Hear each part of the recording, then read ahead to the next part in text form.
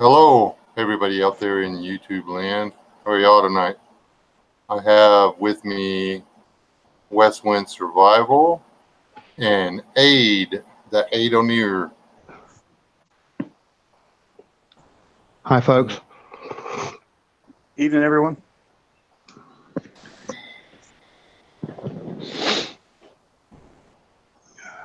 Hey, LS.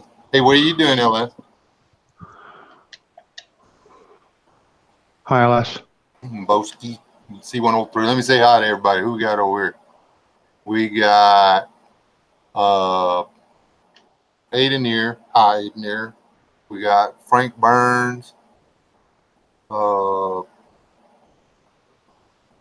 Frank Burns and Aid were in here early. MI Prepper, Atlas walked away. Did I say MI Prepper already? Yes, I did. Hi, MI. Hi, C103. Yeah, I've got the live chat on the PSN now, so I can see who's there. Hi, LS. Boski, 2103. I think that's an LS and Chipper and David E. Burden and Hi, Carol. W. John Moko. Hey, Busky. Yeah, hello, everybody. And the room's going up and down now. It's going to be hard to keep up with. If anybody sees Daniel, God is my judge, tell him to come over here because, hey, Corsair, I wanted him on the panel, but he's not answering his email. Hey, Dawson. How you doing, mate? Oh, I mean, I don't have his email. That's what I meant to say.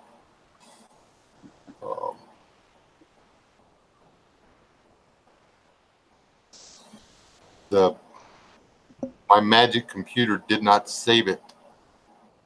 Anyway, we actually have something to talk about tonight. It's current affairs as they are. What can we do? Not what are current affairs. The YouTube universe has been aflame with all of the, oh my God, it's the World War III and everything all day. I don't want to talk about that. We're going to talk about something else, like what can we do about it?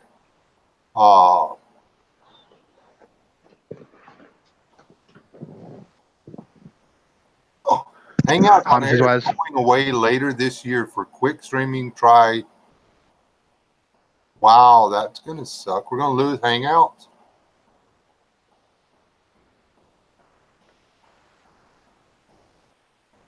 Oh, there's a whole conspiracy theory like right there. The one way we could get in here and communicate back and forth live with everybody on the interwebs, they're now going to take away. Yay me.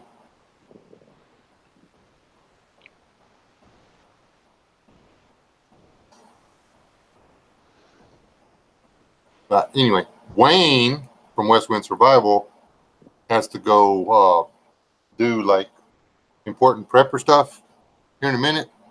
So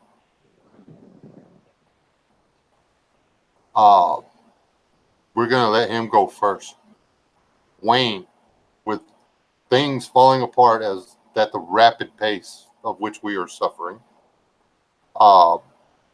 what are some things that people should be doing right now to affect a positive outcome for themselves in the near and not so distant future? That's actually pretty simple. It's just most people want to ignore it, not face reality. The two best things you can do right now that will overall benefit you now and in the future is to start eating healthy and get in shape now while you still can. Start, eating lean protein, eating vegetables, eating the proper amount of carbs, and getting exercise. And even if you're injured or you're severely overweight, do the things that you can do to get healthier.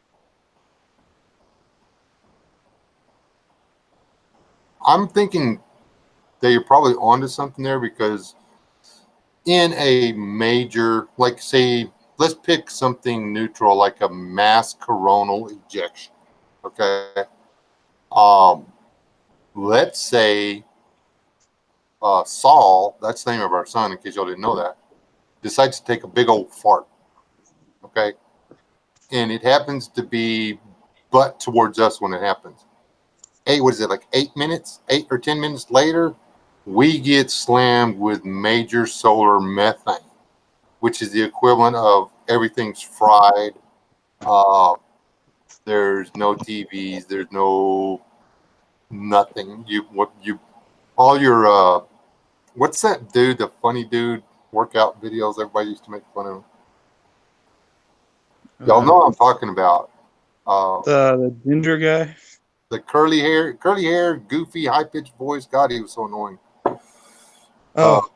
Richard Simmons. Richard Simmons, yeah. All your Richard Simmons and what's that? The workout, the black dude with you could lose weight by learning to do his martial arts or whatever. Anyway, all those DVDs and VHSs are not going to do you any good anymore. So, learning now, switching to a paleo diet, which is what you're going to be on after a mass coronal ejection, might not be a bad idea. Get your body used to it now.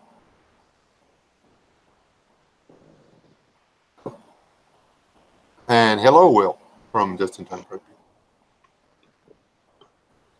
It's not even about just getting your body used to it. It's about, not only is it if you're healthy or if you're eating healthy, you're naturally fighting diabetes, you're naturally fighting liver disease and everything else if you're actually eating the right things, because a lot of the fruits and vegetables and herbs that you use to season your food, if you use them right, will actually fight those kind of things. Also, overall, your mental health will be stronger when you actually start exercising and get used to it. After a couple of weeks, you start to feel better mentally, and the mental game is going to be really important. Mm-hmm.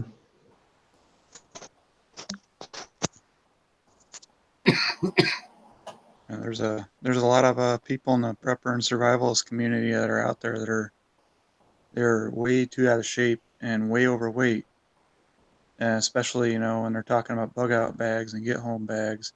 They probably can't walk 5 miles, let alone actually hump 20, 40 miles to get home in an emergency. Yeah, Go ahead. Those are just things to consider. Not only is it going to affect your overall health, your mental health, your physicality, but it's gonna make things a lot easier because you're not going to have time to worry about your health in an SHTF situation. Yeah, I fell off the keto wagon, and I regret it. I've gained almost everything I lost back, and I can tell it.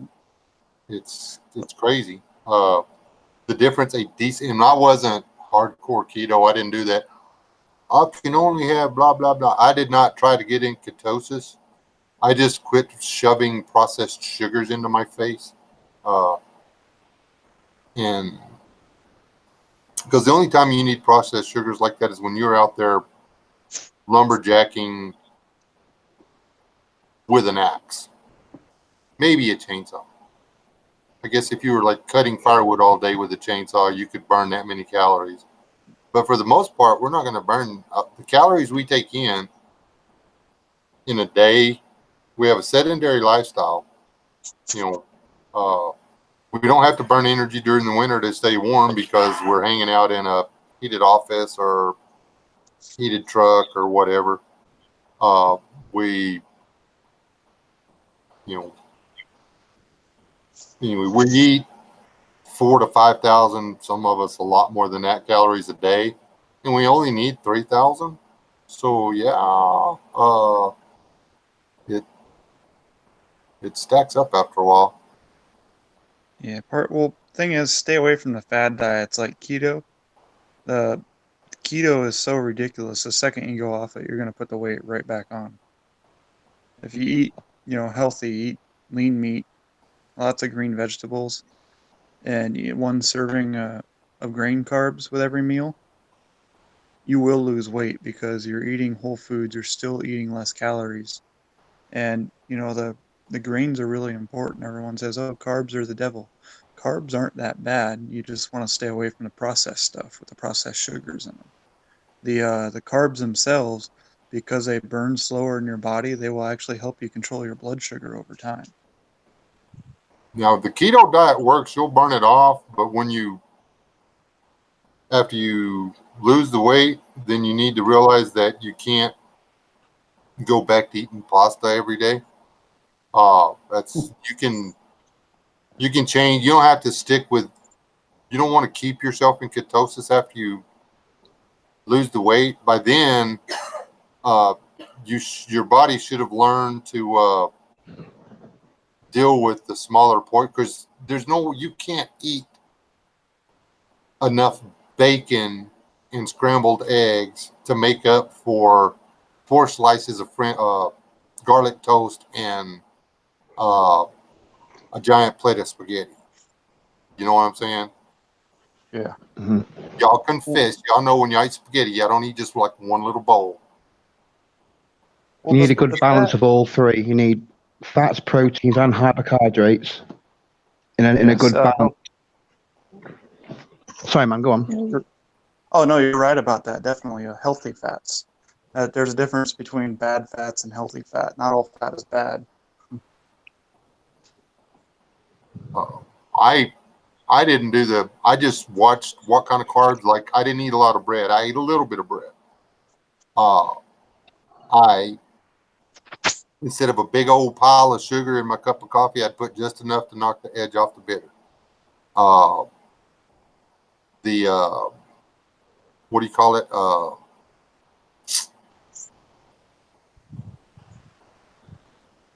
I didn't do the pastas, because pastas is processed wheat and stuff like that. But I did like the carbs that you get from beans, green beans. You had to be careful in the corn, because corn's got a lot of starch. Starch turns right into sugar. Corn has a lot of calories in it. Ma'am? Corn is sugar, yeah. That's why they make whiskey out of it. I'm just saying. See, I don't watch the foods as far as like sugar, like corn. Fruit has sugar in it, and you get these guys that are hardcore and are like, I don't even eat tomatoes because it has sugar. Well, if you're not eating processed sugars and you have some fruit with your oatmeal, Yeah. you're not going to Different. gain weight because you're having some fruit in the morning. I know these tropical places where they live off fruit and fish. There isn't a fat person around. Because sugar fruit's fructose, which is completely different to cane and sugar beet sugar, isn't it? Yeah, So it's it's a different. It burns off really quick compared to like granulated sugars and stuff. Mhm. Where is my thing? I want to show y'all something. This is something we've started storing lately. We discovered it on accident, and this is just one of them. But because we know that, or we have learned that vitamins, minerals, nutrients, your body requires more than meat and potatoes. It's hard to say that out loud. I'm from Texas. Your body requires more than meat and potatoes. We have started stuff like this. This is seasoned Southern style mixed greens. We do this. We do collard greens. So those turnip greens were the snazzles too. We're stuffing our pantry with canned greens because they're good. You can take a little bit of protein and mix in with this, and it's delicious. I have references if y'all want to know if I know how to turn greens into a delicious meal. Because, well, we like greens. Yeah, that's the only vegetables I store is green vegetables too. I cook different than the way I prep. I use my preps in my cooking, like beans and rice and everything else. But I cook with healthy foods. I cook mostly fresh vegetables, whole foods, and like herbs out of my little garden. Because I think eating a lot of the stuff we store, like canned goods all the time, or freeze dried or jarred or whatever, if you just eat that all the time, I don't think it's good for you. So it's we store a lot of rice. Back to the topic of what can we do? I mean, you need to store food. I don't know how many out there watched my VR to Corsair. He's over here in the side chat, but you know, if you can't use it, why have it? There's a reference in the video. It applies to a lot of stuff. If you can't use it, it's not doing you any good. We all know how to use food. I mean, you eat it and it keeps you alive. So store food. And seriously, don't think just because you got 20 cases of MREs in your basement, you're set. I ate one MRE and I've eaten 2 MREs my entire life. Both of them had the same effect. Lasted about 3 days. It takes a while to get rid of that stuff. You don't eat much because, well, you don't get hungry. Just drink some orange juice. Yeah, I don't even store MREs because I've had to live off of them a number of times in my life, and I don't ever want to eat one again. I think British MREs must be a bit better than US ones because mine are quite tasty. Oh, they are delicious. I'm not saying they taste nasty. I'm saying, I mean, I go to the bathroom every day, people. It's like my body just does it. Give me an MRE, I guarantee you I ain't got to worry about no toilet paper for 3 days. So if you're not used to those things, you're going to be in a world of hurt. Well, they're not bad. Like, they don't taste bad or anything. I used to enjoy them. I'd take them when I go camping or whatever before I joined the military. But after living off of them and you eat them for 3 days straight, they're just terrible.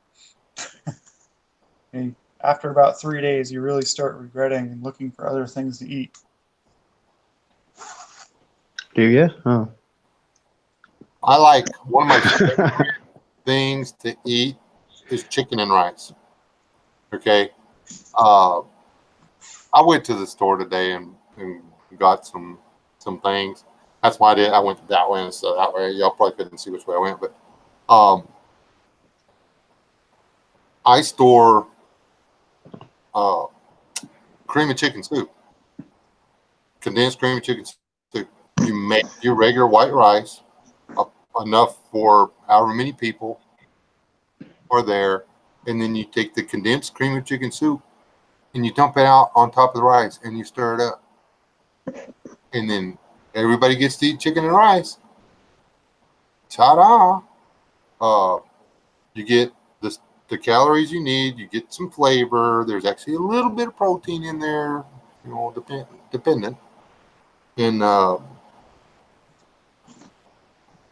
you know, there's options, but big thing is you got to store food. Store what you're going to eat. Don't go out and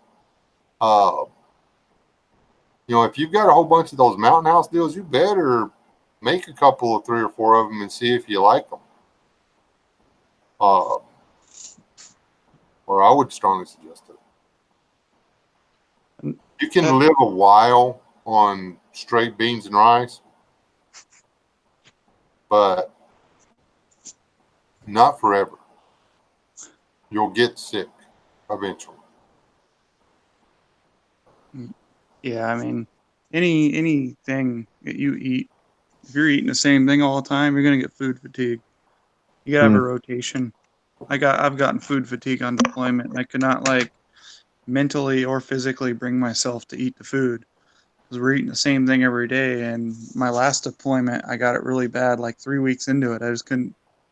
Something happened. I had a mental block. Couldn't do it anymore. I lived off of protein shakes mixed with oatmeal and coffee for like 8 months. And in my prepper, there's your answer as to whether or not we're going to put chunky soup on the rice. It's nasty. When you've not eaten for 3 days, it'll be the best thing you've ever had. We have other considerations. Okay, Yeah, I got a firearm over here. We have other considerations when we prep food. We must assure that it has the right texture and consistency for consumption. That is a must. It cannot possess or have been processed in the same facility as a cooked fruit. Okay. we have things we have to do to consider in our food preps. If I like it, forget it. That's not entirely true. But, she doesn't like pork and beans. The hell are you talking about? A third of the world's population lives off rice in Asia, Billy Bird. Have you ever watched the people in the Chinese food restaurants when they sit down to eat, when after everybody's, everything, the lunch runs over and stuff, and they sit down and they start eating. They got this big bowl of rice out in the middle of the table and they scoop some into a bowl and then they start eating. But then this other bowl, they're taking food out of it and they're eating it with the rice. Have you ever noticed that? Have you ever been in one? We live in a small town. We get to see what goes on behind the scenes. They eat the rice, but the rice is supplemented with greens. Well, yeah. I used to have a Thai family that lived up the road from me that I grew up with. Their kids and I were friends, and they'd always invite the neighborhood kids over for dinner. They owned one of the restaurants in the next town over, and they always added greens. Whether it's green beans, green leafy greens, everything to their food. You go in their house and they got these giant fish tanks full of like big old eels swimming around. They just pull an eel right out of the tank and cook it up. Yeah, there's some of the guys, they would walk over to the buffet and they would get stuff, but if you paid attention to what they were doing, they were picking the green vegetables out of the entrees. We don't have a Chinese food restaurant here anymore because the lady that owned it and ran it, who was like the best person ever, I loved her. Her mom got sick and she went to see to her. She sold out to her cousin, and then her cousin they couldn't make a go of it because she was not a friendly human being. And anyway, yeah. They finally just one day it was closed and they weren't there anymore. I've been putting rice in the fridge and reheating it my entire life, and I'm still alive. I think you gotta have some really bunk stuff to get messed up by rice. There's archaeologists found clay pots of rice that's carbon dated to 150 years old, and one of the South Korean guys scooped some out, put it in a pot, boiled it, and ate it, and he still didn't die. The information for that is actually on one of the Bright Insight videos. That's where I saw that, and he actually showed you the internet information. Well, I would do that with rice or canned meat. Canned meat's good for a very long time. But like rice, anything dry grain, as long as it stays dry with no moisture, the grain will still be good. Yeah. Well, last night for supper we had total prepper food. Everything we had for supper last night was prepper food. I didn't video it, sorry, Wayne. But I went to the prepper pantry outside and dug potatoes, fresh potatoes out of the ground. Went to the other side of the prepper pantry. It's the little brown dog. She's chasing chickens. Harvested some zucchini squash and some collard greens, and put the potatoes on the boil, then put the zucchini in, then put the collards and some cabbage well, actually, not cabbage. What do you call them? Brussels sprout greens, which are really good. And then dumped a jar of canned chicken in there, which the chicken we canned last fall, and it was disgusting, huh, honey? Oh, sorry. So you ate that for me. No, it was good. That's our ideal prep, is that we would be able to grow all our own food, and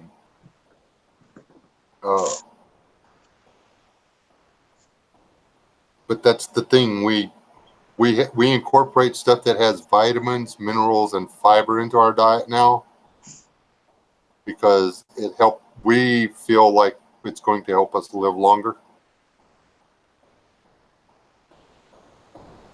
Yeah, I think that's the best way to go too if you have the ability to. Like right here, we can't do it. We just don't have the room where I'm at now. But up at the property in Arizona, once we get out there, I'd like to build a greenhouse so we can grow stuff year round.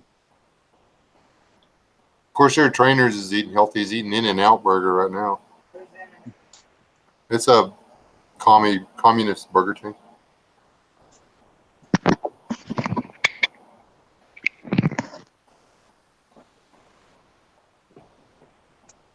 And I saw Buzzard Roost come sneaking here earlier. Let's see, H&X is in here. D-Mac. Billy Bird. I think I said hi to Atlas already. Did I miss anybody over here in the chat? If I did, I'm sorry. I'm a bad human being. Just in time prepping's in here. Savage was in here, but then he left. I think that's everybody. I don't think I missed anybody. If I did, I'm sorry. I'm a bad human being. Well, I'm gonna have to get going, Wes. All right, man. Thanks for giving me your time. Good luck on your trip. Yeah, no problem. Thanks. Thank you everyone for saying Take hi care, in the Wayne. chat. And thank you, Just Aid. Catch you guys later. See you later, mate. Take it easy. Now it's just us and I think hi, Dawes. Well, I saw you earlier, but I didn't say howdy. Oi. You know what? It's Friday night, and I would be willing to bet you anything that I'm gonna get her. Biddy's going live across from me. I'm gonna get her. I'm guessing my notification bell ain't working anymore. But anyway, okay. Just Aid, here's you. I'm gonna slam you with the questions. See what you got. Right. What do you think, in a realistic sense? I mean, since we can't stop. If the powers that be want to go to war or raise the price of oil or destroy the economy or erase all the little blue lines off the map or whatever, there's nothing we can do about that. What realistically do you think that people could do right now to improve their chances of successfully riding out a prolonged bad situation? Right. Well, well, let's talk about the price of oil and gasoline, petrol, and diesel. I actually don't own a car. I've never owned a car. I don't even never have a driver's license. I ride a bicycle. So when fuel prices get hiked, or if the fuel runs out, it's not going to bother me because I just get my bicycle. It's quite normal for me to do that, and I highly recommend that everybody gets a bicycle and at least uses it once a week, all day, once a week. I can understand some people who have to drive to work. They've got a commute to work, may work 50 miles away. I understand, but when you haven't got to drive to work, get on your bicycle. You'll get used to it, And then when things do happen and you're not allowed to have fuel anymore, or it's been treble, quadruple the price, you won't mind so much. You'll get on your bike and you'll go to where you need to go. You know, that actually makes a lot of sense. I mean, it's not, and I was going to argue with you on it because, you know, in America, we need our cars, we need our trucks. Actually, no, we don't. 90% of the travel time that people in vehicles do is for their comfort and convenience.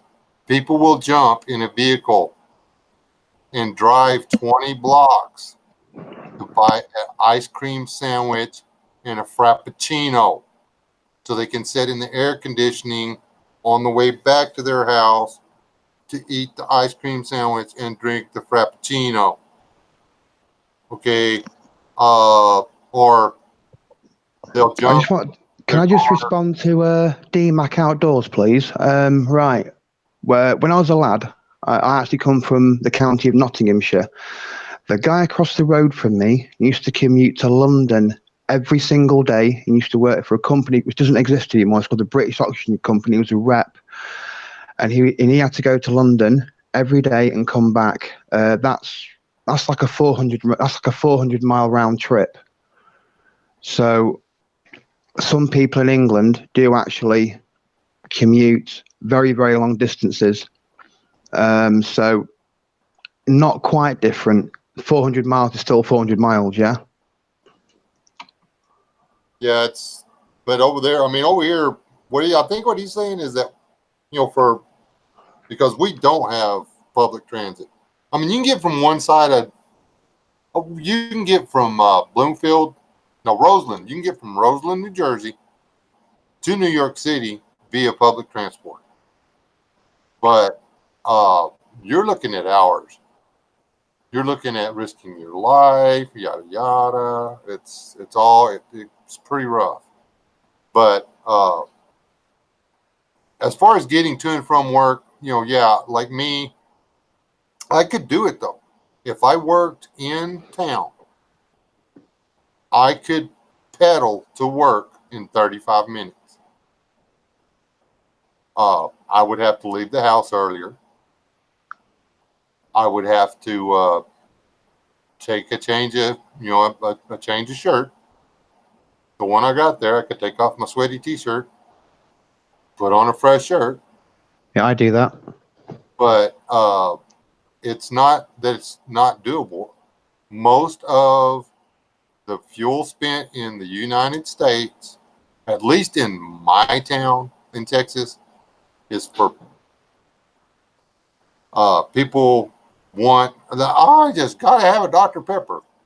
It's 2 blocks or 2.5 blocks to the nearest convenience store. They jump in. First they hit the button on their vehicle to start it, so the temperature in the vehicle the air conditioner will start and everything. So before they get out there, the vehicle's already cooled down. So all you got to do is walk from the house to the truck, open the door, jump in. And then because they don't like having to get out at the convenience store to get their Dr. Pepper, they drive 3 miles across town to go to a drive-up window, and they roll the window down, order their Dr. Pepper with 2 shots of vanilla and a shot of cherry or whatever it is they want, roll their window up, roll the window down, pay the people, get their drink, and then drive around for 10 minutes while they're drinking the Dr. Pepper before they go home and eat the ice. This is a real thing here. Anybody that says that does not happen in the United States is a liar. Happens in the UK as well. I know people who live up the road from the shop. They get in the car and they drive up there and they mess around the one-way system, and they got to mess around in the car park. And all I've got to do is jump on the bike, lock my bike up outside the shop, go get my stuff, unlock my bike, and I'm back home again. Yeah. The town I live in actually has one of the most craziest one-way systems in the country. From my house, I can get to any parts of my town, or most parts of my town, before someone can in a car. And I've actually been challenged in the past. Oh, I can beat you in my car. No, you can't, mate. And I've actually beaten them on my push iron. So sorry to call you out on all that, buddy. I'm sorry. no, it's all right, man. Let's have a chat. No, it's, Buddy, some guy lived in the country for 2 years. Hang on. I used to ride a bike all over the place. I lived in Florida for a while, and I hear people talking about, I've got it's 3 or 4 miles to work. When I was in Florida, I rode a bike 14 miles one way to work every day. I would put in, I only had to work 6 hours. I'd put in my 6 hours. Then I would ride back home. And on the way home, I would usually run into 2 or 3 of my friends, and we would wind up riding another 8 or 10 miles, just goofing around. So riding a bicycle is not going to kill you. I'll get you fit. And it's better than jogging. Can't stand jogging. It's right pain in the butt. And David, there are people that need a vehicle. We're not arguing that fact. There's a lot of people that, today when I was at Walmart, I watched somebody get out of their horribly dirty brand new vehicle. They parked in the handicap zone. They got out of their vehicle, walked to the store. Granted, they were having trouble walking to the store. Got into one of Walmart's electric cars to go around the store. The only evident problem that this young woman had was she had the frame of a person that probably should have weighed 140, and she was pushing 350. But she had the handicap, and she got to ride in the car. There's that too. That's what we're talking about. If you want to survive the coming hardships, you're going to have to drop some weight. You're going to have to change the way you eat. You're going to have to change the way you think about a lot of things.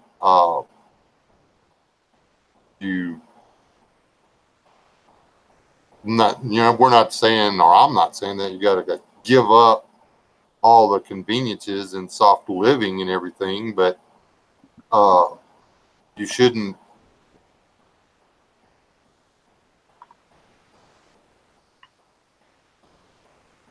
expect everything to be.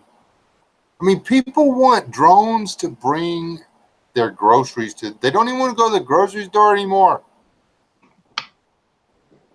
The one bit of exercise they're getting is having to walk to the grocery store, walk out from the vehicle and push a cart around the store to get their groceries.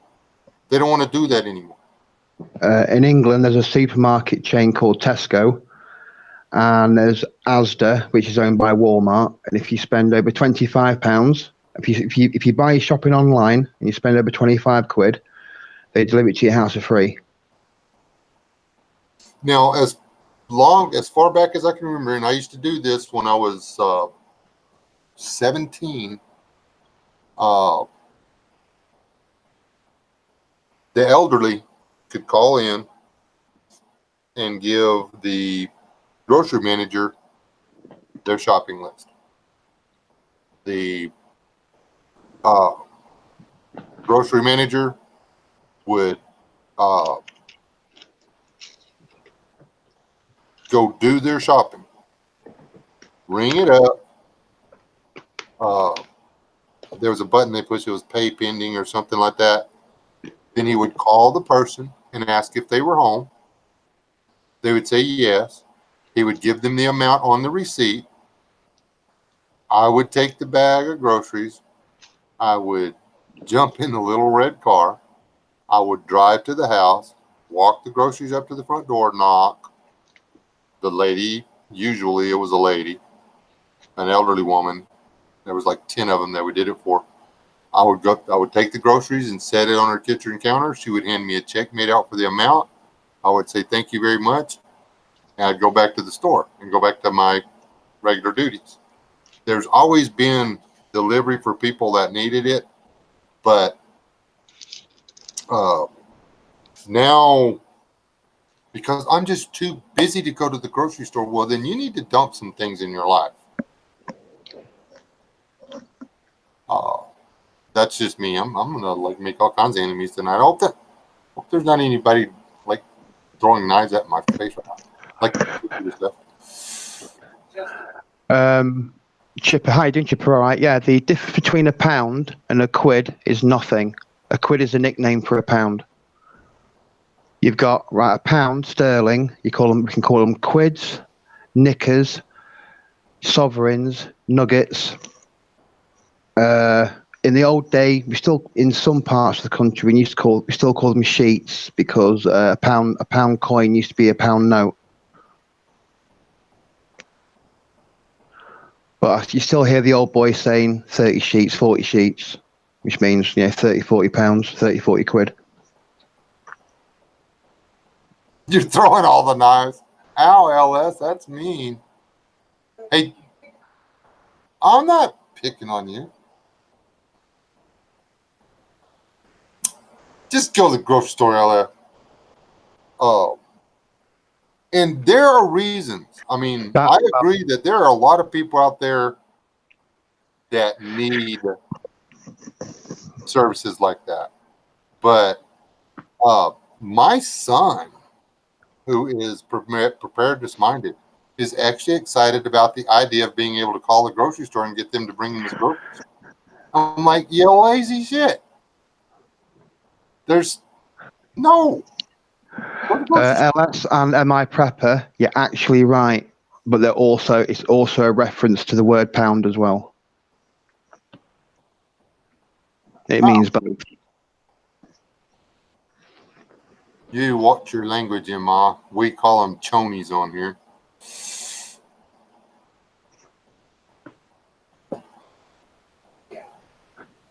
Knickers in a knot, yeah. Your chonies are all bunched up. I love saying that.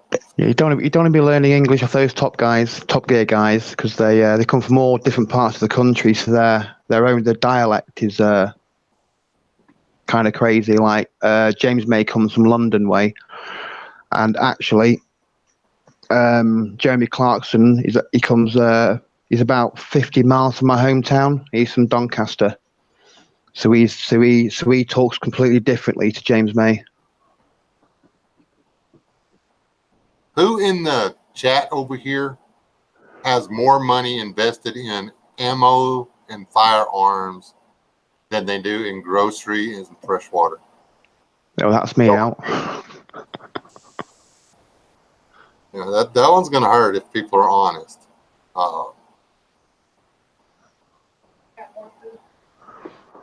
There's that. I've worked with Jerry Halliwell. That was pretty cool. She's quite a nice lady, actually.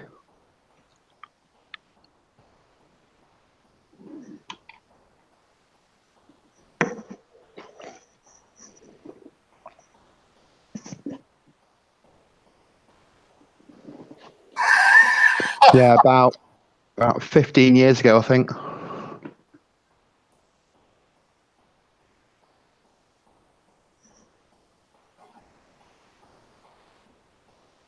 There was a Spice Girl. What am I missing over here? Anyway, I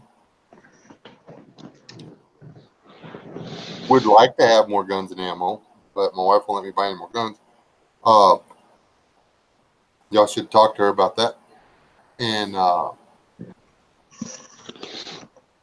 so I don't have money for ammunition and guns, so I spend it all on food and equipment. Yeah, my gun and ammo budget goes on armor. am I counting stuff, gear, otherwise, or are you counting other stuff, gear-wise? Water don't cost nothing. Storable water does.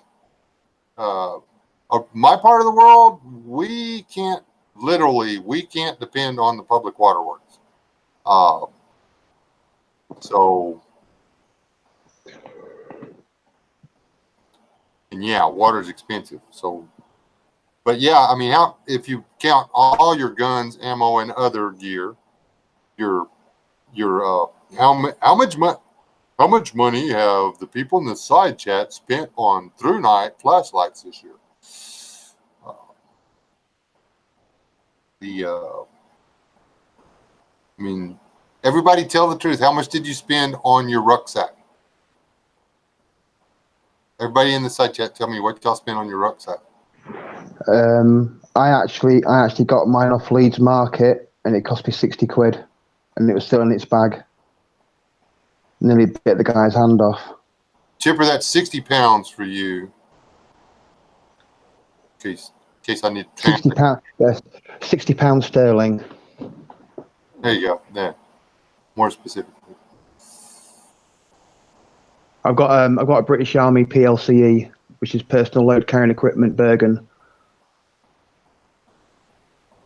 There you go. Okay.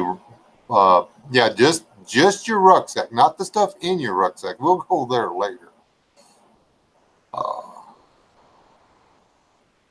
My bug out rucksack cost me £45 from Nottingham Anchor Supplies when I was 13, which I still have, of course. Hey, Smello, you all right, mate? Hey, Smoking. Seriously, Smoking, you got yours you found Alice back at the dumpster behind Goodwill. You lying, ain't you? That's not bad. I guess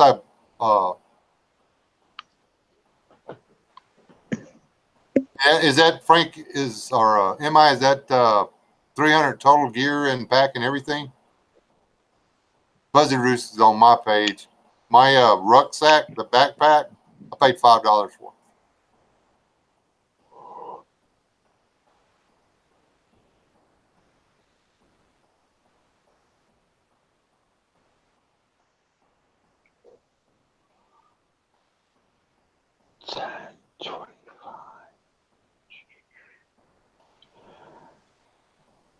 Dang, it's probably about maybe £100 for the gear, £100 sterling of gear in my bug out bag.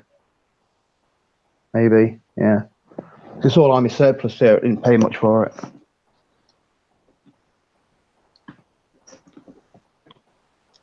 Yeah, West Wing can't get back in the chat though because he's on a super secret prepper mission. I was in a secret commando. He's on a prepper secret unit. He's going to go. He's going to go drive down to Corsair's house and do a preemptive strike against their California invasion of Texas. I am a professional thrift store search and rescue person. I go to thrift stores, I search and I rescue unwanted camping gear and repurpose it to a useful life as mine.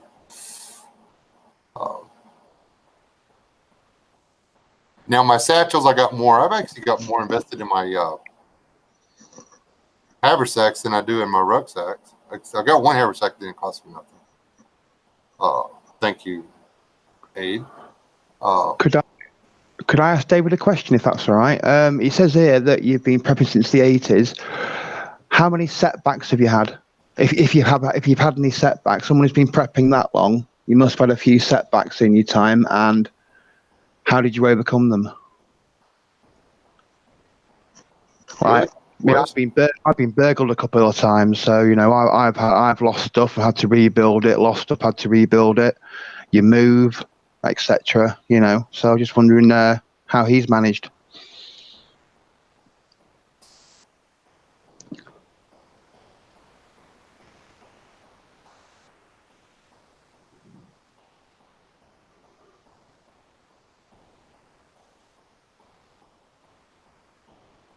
That might take a while to write down. He says, I'm older than most of you, and I have accumulated different weapons over the years, but I have at least 2 years' supply of food for a family, and I'm one person. I don't know if he's had any, didn't say anything about any setbacks. And, I'm not saying that the Alice Cool. packs with the Molly straps or whatever on them aren't cool. I'm just, I'm worried about stuff on the outside of my pack making noise. Honestly. Well, if you wrap everything in cloth, then plastic, it'll stop the jingling about. Well, I like a pack to have outside pockets. Seriously, I mean, if I had a really good sewing machine and sewing skills like my mom, I would make my own rucksack. I ain't lying, because you need a big pocket in the middle, and then you need a bunch of pockets on the outside, like a bunch of little.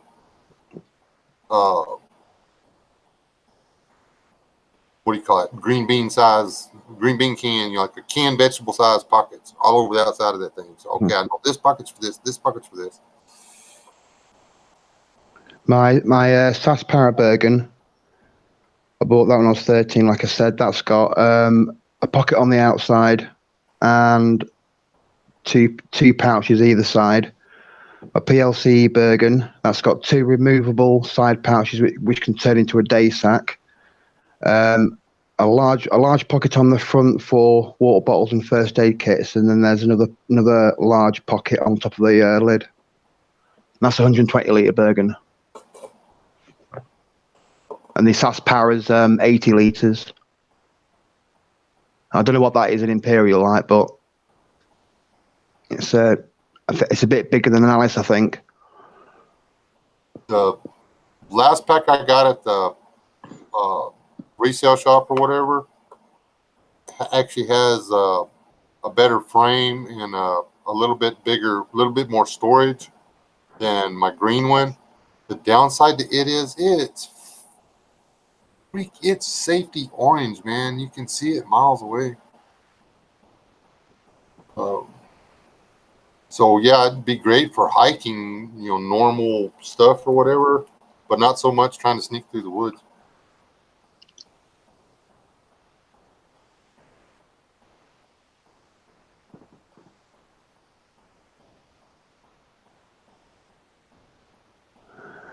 I've absolutely got a ton of stuff. I've got 4 trash bags just full of gear, and then I've got a rucksack full, 2 wardrobes full. I've got far too much equipment actually. That's why I sent Dash that poncho roll and Wes those 2 I bought the black one, but I had the camouflage respirator bag anyway, so I got those sent out. And y'all have like weird knife laws over there too. You can't exactly walk around with a big knife stuffed in a satchel on your hip, can you?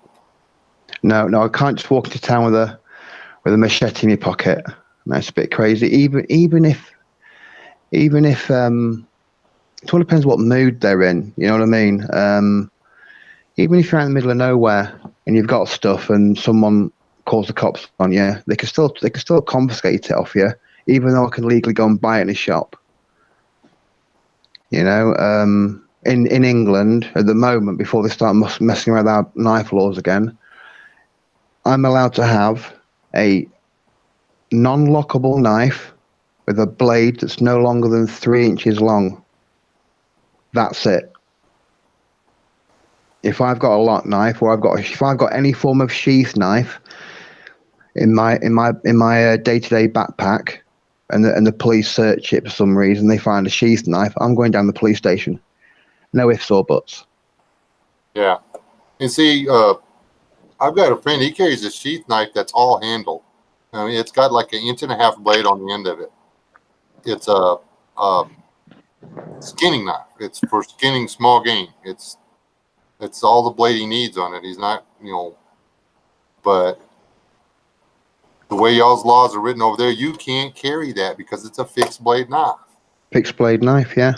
When I do go out in the middle of nowhere camping, I haven't got the luxury of strapping it to the side of my belt, because I get some, I don't know, some rambler or some middle class person ringing the cops up. Oh, there's some guy in the woods with a big machete, and then the village cop will come up. He probably knows the person who's rung them, and I'm getting lifted, and all I'm doing is chopping wood with it. So I take my machete out of my bag, do what I've got to do with it, and then I put the machete back in my bag after I've used it, just in case someone sees me. Wow. Yeah. Here, I can carry, in Texas, I can carry any fixed blade knife I want as long as it's not concealed. You can open carry, dude. You can open carry. Come on. That's just awesome. Yeah. If I have a sword under my jacket strapped to my back and somebody sees the handle sticking out, I'll go to jail for a concealed weapon. You can't conceal a weapon in Texas. You can carry a sword openly if you want to. You can strap one to your waist and walk around with a sword if you want to. But right, if I did that, if I got my sword and put it on my belt and walked into town, I'm going to have an armed response unit on me. That's what happened. I won't just have normal police. I will have armed response all over me. And C103 brought up a good deal here. We always talk about stocking food, how many stock seeds and fertilizer. And on top of the stocking seeds and fertilizer, how many people actually have within their muscle memory and active knowledge, that means knowledge you use on a regular basis, to turn those seeds into plants, which turn it into vegetables. Well, personally, I'm rusty as anything, like, because I haven't lived in the country for some time. But yeah, I'm from a farming community, so I know how to farm. Well, like I say, I haven't done it for a long time,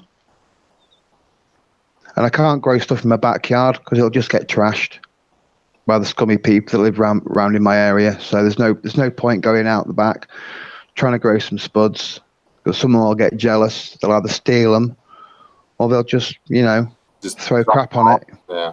Out of spite, just out of spite, because they can't do it themselves, or because it's different.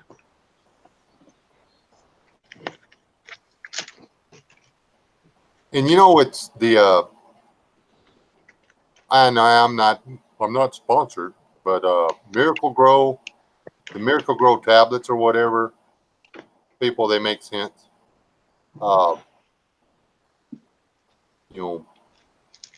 Especially if you're doing hidden gardens or whatever, which is something I've been playing around with. I haven't had much luck. I tried growing some oats where the goats couldn't find them. Every time I walk outside, the goats come running and they've got oats hanging out of their mouth. So yeah, that didn't work. You can't hide nothing from goats. Yeah. And I mean, they're like way over there. And there's like a little trail going right back to the oat patch. So yeah, anyway. At least they're not eating my trees as much.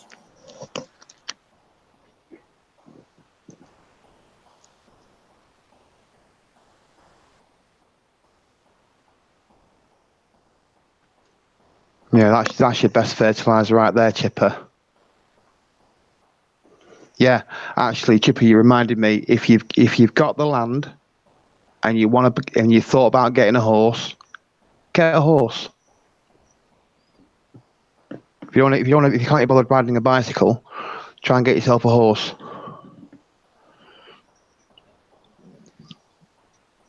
And Chipper can back me up on this. If you decide to get a horse, make a friend who has horses first. Don't just go out there thinking you're going to be able to read a book and figure out what that animal's thinking. Horses bite, horses stomp, horses kick. Horses will pin you to the fence. Horses will headbutt you. Not like a goat or whatever, but horses have a sense of humor. There are some rules. They're Horses can be painful, but they're a lot of fun. I love horses, especially like in stew. Right, so in Georgia, the lawn used to be 5 inches, and then they've changed it to 12 inches. Wow. Come September 1st, we will be able to carry brass knuckles again in Texas. Brass knuckles are illegal in England. I've got some Kevlar ones. Got some Kevlar knuckles, but brass ones. It says brass knuckles are illegal. This is why you can get plastic ones and Kevlar ones. In Texas, anything resembling a set of brass knuckles is illegal at present time. They were putting people in jail for keychains that were made to look like a cat because they. Yeah, I've seen them. Yeah, in which the people were honest, they were actually a plastic set of knuckles. Okay, but still, our law reads anything brass knuckles and anything resembling brass knuckles are strictly forbidden. So,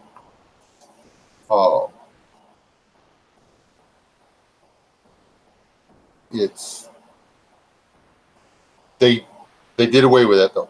But we've got to wait till September 1st. Up until September 1st, you still can't possess them.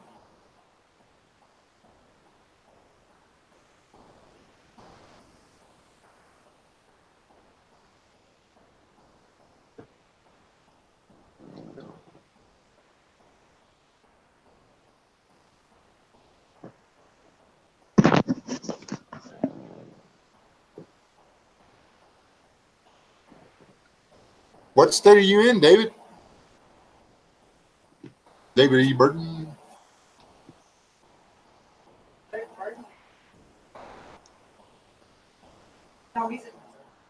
Oh, Missouri. Yeah, Missouri is.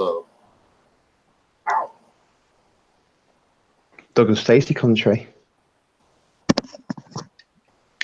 Missouri's a little different. It's like Oklahoma. Oklahoma's got pretty easy.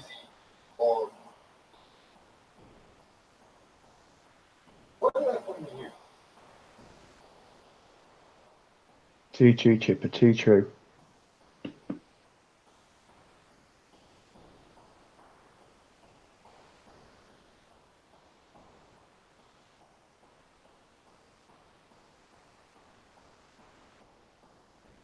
Saves your fingers.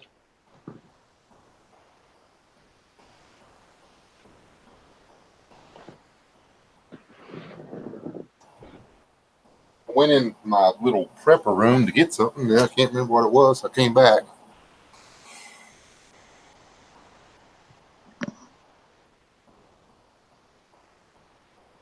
I was looking at those leather knuckles that BA was making. I was like, oh, that'd be nice to have. Can't own them here.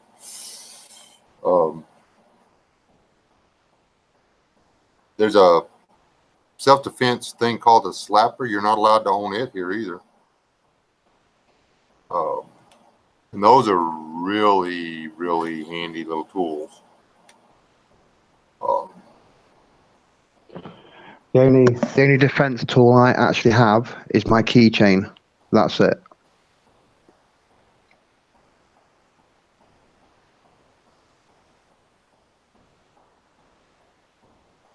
And that's pretty much what I can carry.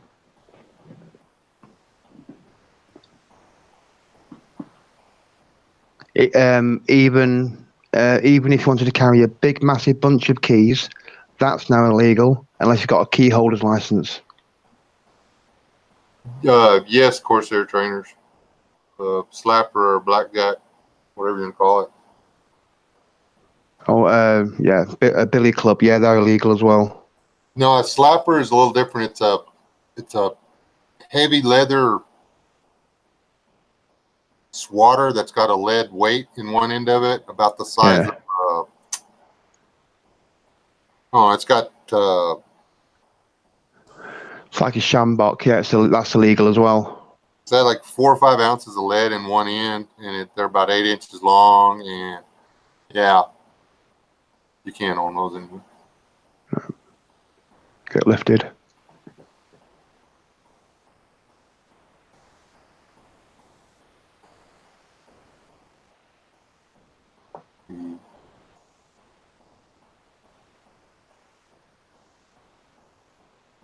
You have to be careful with the stand your ground law. Be aware that you have to be really. You're still going to need a lawyer. Texas has got the castle law jacked up now. Thank you, California immigrants. But anyway, we used to have a castle doctrine that your on your sidearm, your castle extended to your vehicle, so you were allowed to keep your handgun in your vehicle after you left the house. Now that's a major gray area.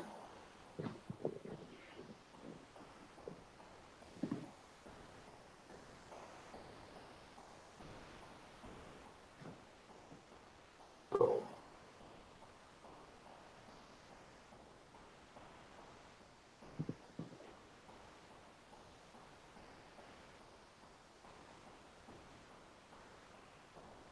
Yeah, those Amish are going to survive quite well, I think. hang around, Corsair trainers. Y'all are headed for the UK. First, y'all will turn into Canada, and then you'll turn into the UK.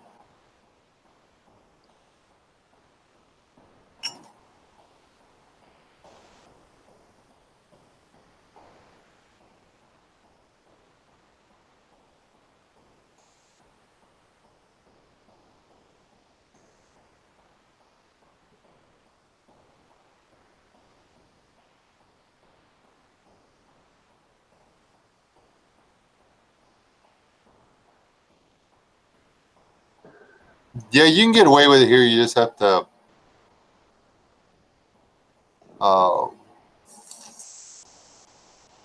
yeah, like I say, it's great. I'm not a legal expert or whatever, so we're not gonna talk gun laws. There's a YouTube channel that he is the gun lawyer. That's what he does. Go watch his stuff. Ask him questions. He'll answer it.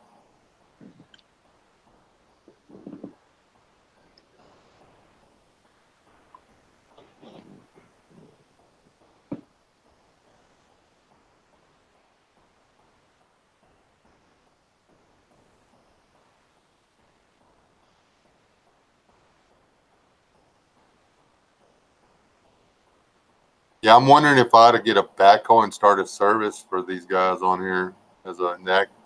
Go in direct competition with the smoking locust down there.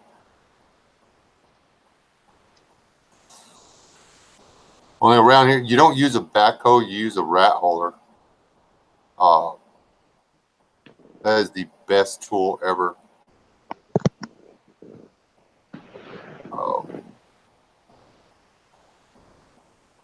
Make a hole 3 foot across, 20 foot deep in about 30 minutes. Put what you want at the bottom, then put the dirt back in. Problem solved.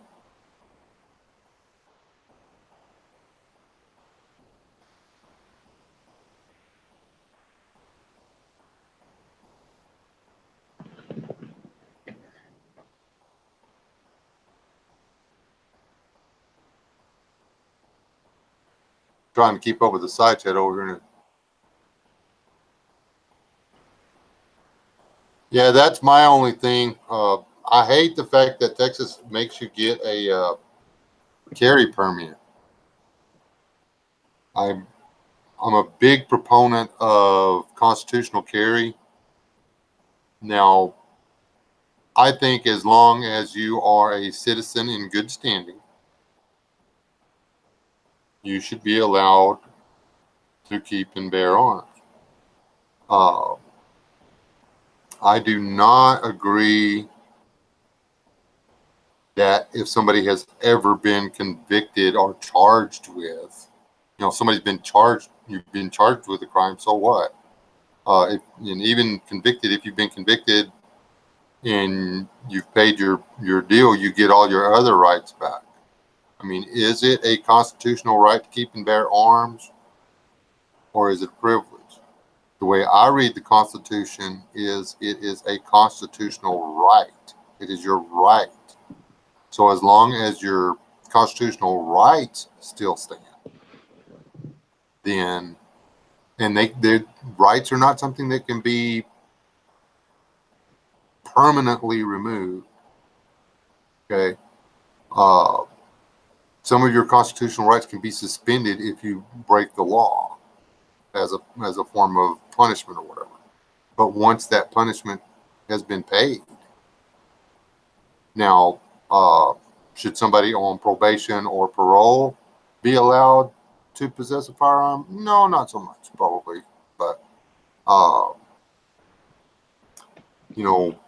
a friend of mine has trouble attaining firearms because he was charged with a crime. He was never convicted. It shouldn't be if you're convicted. What kind of crap is that?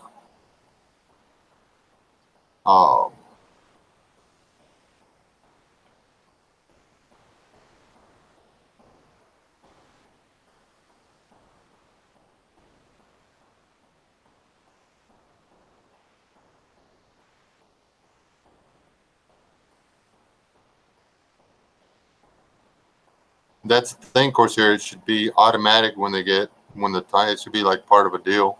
But that's yada, yada, yada.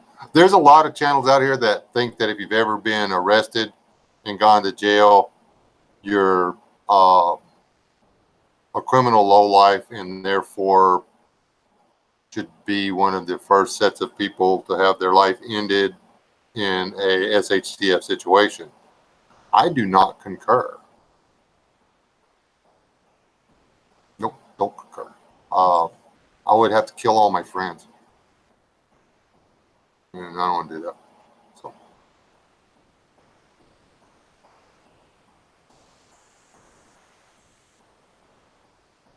So. I knew a landlord that did that. He used to keep baseball bat with the glove and the ball. And his excuse was he used to do it with the dog, and he had to let the dog chew the baseball bat. You have to have at least 2 of the 3, so it's not considered, it's a defense weapon of convenience if you have a ball and a bat, or a ball and a glove. If you have just the bat, then you're carrying a baseball bat around, So, yeah.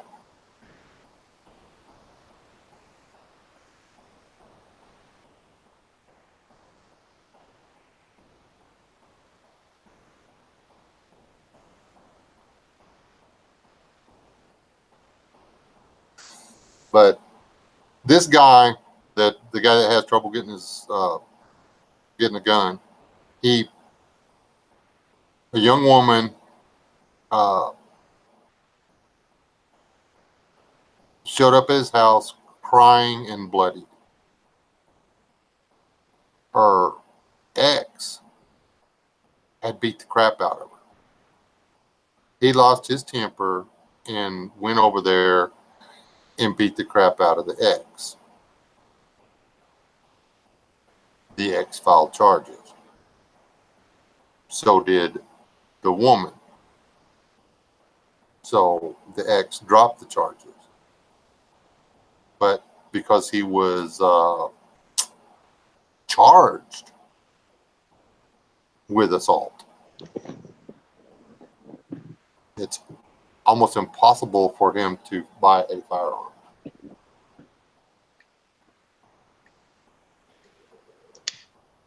And people have said, oh, that's not how it works.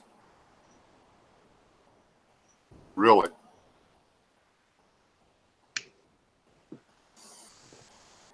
you've, yeah.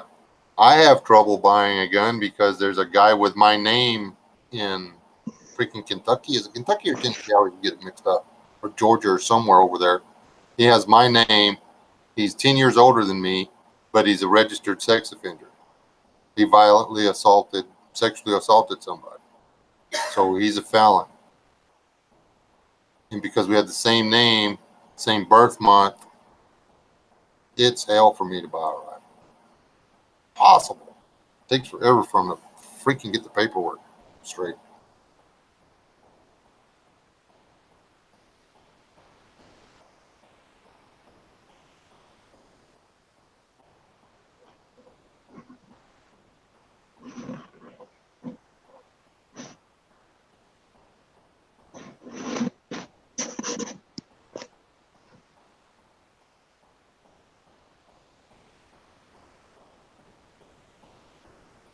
Anyway, back to the topic. What can we do the way current affairs are? You need food. You need to store food. You need to get in shape. We've covered that, right? You need to worry about getting in shape. You need to worry about food and water. If water's not free, like in California, they have a limitless supply of water and they never suffer a drought. And the water is always going to, flow out of the tap.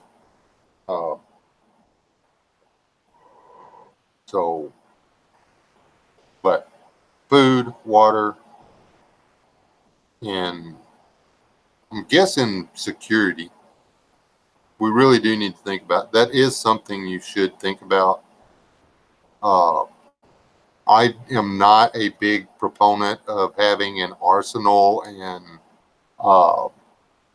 enough ammo to hold off a small army, because unless you have a small army to back you up, well, when compared to gear, yeah, of course, you're right. Unless you actually are part of a small army, then if you've got 10 guns and 10,000 rounds per gun, well, yeah, you wasted all your money. I'm sorry. There's a family of 10 with 10 guns and 10,000 rounds of ammunition are not going to hold off the FBI or the DEA or the... Or some marauders. Tobacco, firearms, and whatever. They're not going to hold them off. It's not going to happen. So you would be better served having a sufficient amount of ammunition to carry you through a period where it's hard to replace it. But financially, you'd be better served storing smokeless powder, primers, and slugs. And Learning how to reload. Learning how to reload your own. And that's from someone who can't have a gun. So there you go. Because I can't. I need a firearms certificate to get primers. I can get a shotgun license, which is completely different to a firearms certificate. But if I want to reload, I actually have to buy empty shotgun shells with the primer already in them. All right, hold on. What am I wrong about High Desert?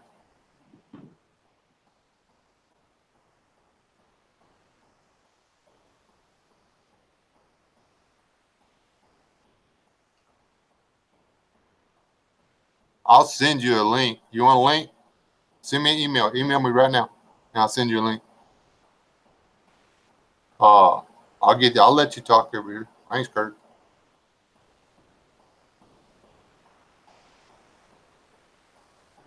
Do I have your...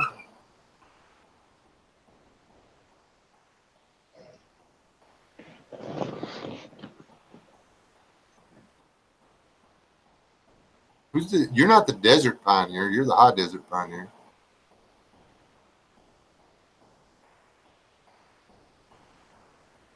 Because if I'm wrong about something, I want somebody to straighten me out.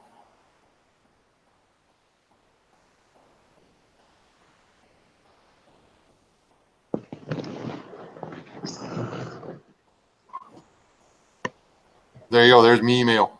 Email me. Email me.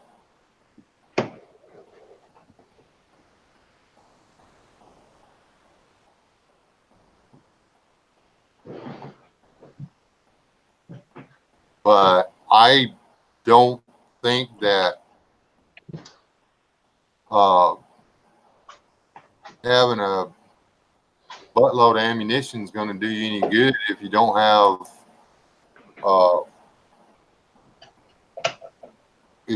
backup.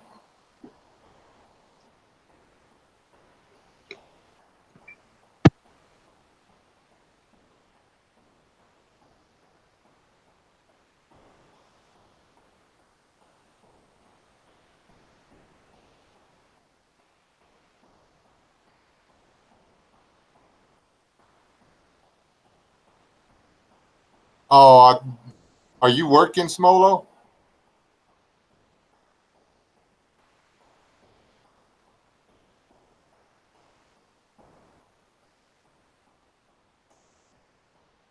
Oh, that's not what I wanted to open.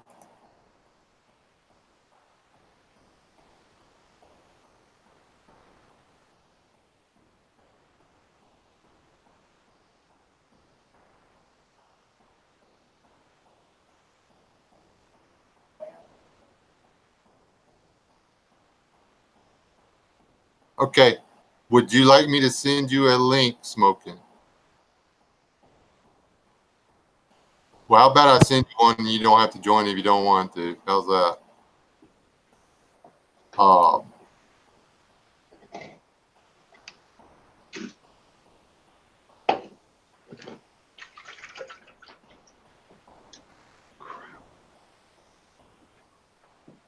Let me send Smolo a Yeah, link. I think he's coming in.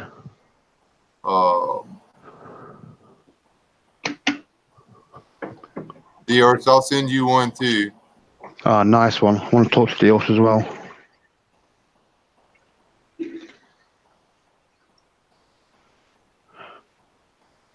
I didn't want to ask. He said no.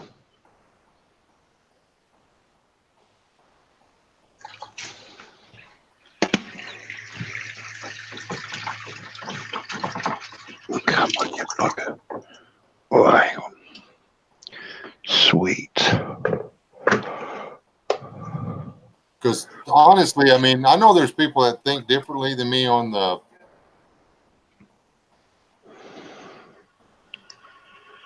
Okay, well, the link's there if you want to join. When you can or whatever. If you need to, let me know. I'll resend you a link. I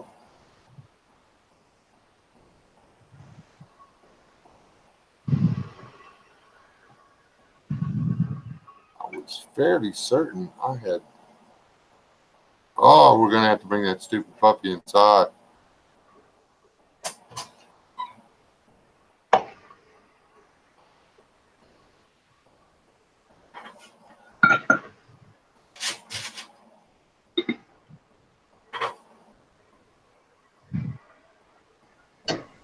I am trying to figure out.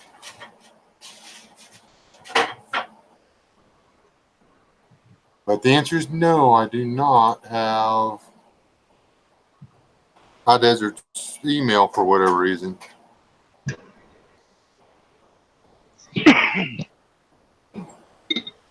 Are you still in the chat, ACP?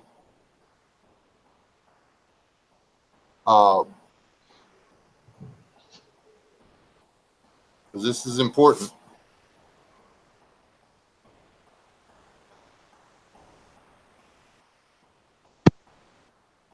I mean,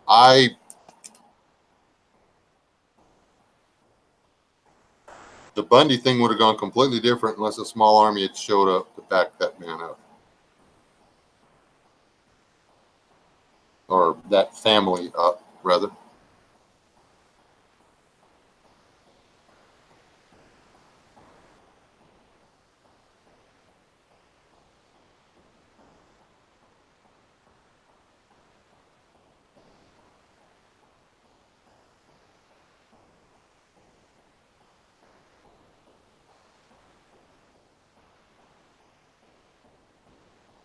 The one thing I don't like about blood is its tendency to the smell of it. The smell tends to stay around. And blood actually doesn't smell good.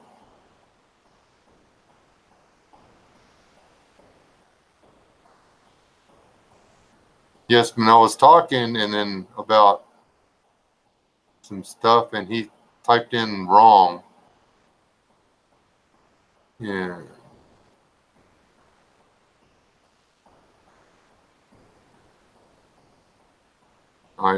If I said something that was wrong, I really want a rebuttal, and then now would be a good time for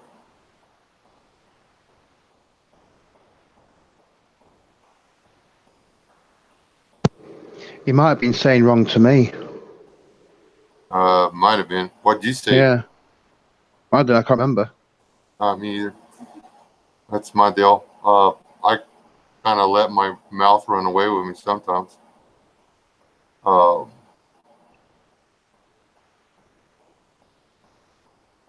That's something the Bureau of Land Management is still messing with, folks.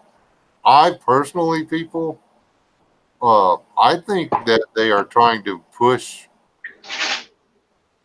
It's not just get everybody in the cities; it's get everybody out of the country that they can. They want rural America to die, and that doesn't make any sense. But if there's not anybody out there, I did, Dior. I sent you an invite. Yeah, it came up. Yeah, it popped up in invite coming in or something.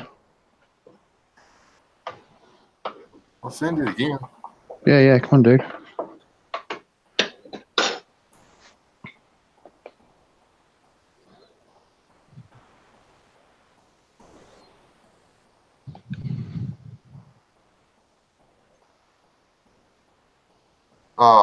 But there's just the way they're doing things. There's something going on weird with the way they're handling the roads and they're handling things. It's like, hey, there's yours. All right, mate. I just wanted to be able to talk to Just Aid, really. That's all. That's it. Hey, at the How you beginning, doing? oh, sorry. I was going to say, at the beginning, you guys were talking about things that people need to do, in the event, or I should say before SHTF, things that would be an advantage to them. I would say make sure you got an adequate supply of good footwear. Yeah, definitely. Because if it's not an EMP that disables automobiles, it will be the lack of maintenance and the lack of fuel that will. And like I said, I don't know how many pairs of boots you guys have, but I've got 6 pairs of steel toe and composite toe boots, so I think I'm pretty good to go on footwear. I've got 3 pairs. I've got some leather Wellingtons and a pair of knockabout boots, and I bought a pair of brand new boots the other day, which you may have seen. Yeah. Oh, and it was in that quick video. Yeah, the little the YDS one. I was actually about to do the holster video, got it all set up, and then I heard a knock on the door. I went to the door. There's the postman with my boots. I went, oh, all right. I tell you what, I'll be really weird, and I'll just film my boots for a bit. Then I'll do the holster video. That's why that happened. Huh. Hey, do those boots have steel toe in them, or are they not? The ones I've got, the ones I showed in the video, they are composite for my job, but they're actually apparently they're fire brigade approved. But I don't know what that actually means because I've never been a fireman. But in my job, I'm not allowed to wear steel toe caps. It's classed as an offensive weapon. Really? Yeah, this is to do with right. Some people know what I do for a living. Yeah. Now, there are some absolute vile people in my profession who I do not hang around with. I do not hang around with these people. Yeah. If you actually, I can't remember what the bloody news report was called. About 3 months ago, eight people who do the same job I do kicked the crap out of someone in the middle of Manchester Street. Oh, Now, my gosh. several years before this, some people were wearing. I do security, right? I'm actually a doorman. Most of you know that anyway. I didn't. Right, I've been a bouncer for 27 years. I'm not actually a bouncer. I am a professional security officer. That's what I do. Because quite a few years ago, I think like over a decade ago, actually one doorman used a pair of steel toe cap boots to do some serious damage to someone, and because of that, they're now classed as an offensive weapon. I know a guy who works at a nightclub. He's also the head cellar man. He has to take his boots off, go to the cellar door, put on a pair of steel toe cap boots, go down to the cellar, change the barrels over. Then he comes back upstairs. He's got to take his steel toe cap boots off and then put his normal work boots back on. Okay, so And that's the rules, yeah. okay, and this is just only in the club, right? Yeah. This is only in the clubs, yeah. Okay, I was thinking, oh my gosh, man, friggin' Yeah, England is getting bad.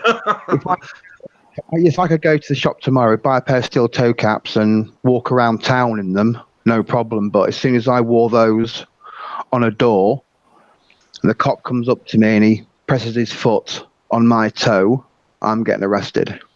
Oh my gosh. This is Well, how do because you know whether or not they're composite or not? Or it's usually on the outside and it says on the side of the boot if they're composite or not. You can tell if they're composite over steel toe cap. huh? The only way I can tell is if I put a magnet to them.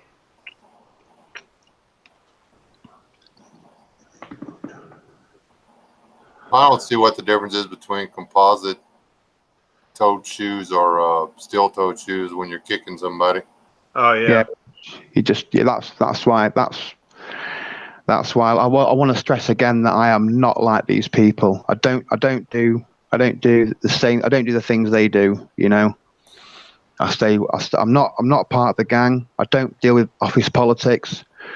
I don't mix with them socially. I stay well away from them because they make my industry look bad. Man, you need to come live in the United States. I feel so sorry for you. And when I say United States, I'm not talking about Los Angeles or New York. I'm talking about live out here in flyover country, man. Oh yeah, if I did long before YouTube, I just one of the places I'd actually like to retire to would be North Dakota. And there's a certain reason for that. My ancestors actually built a town in North Dakota, and that town has the same name as my surname. And I can actually directly trace relatives of mine who built that town. Huh. That's interesting. But I don't know anybody in the north of America, and I know everyone down this end.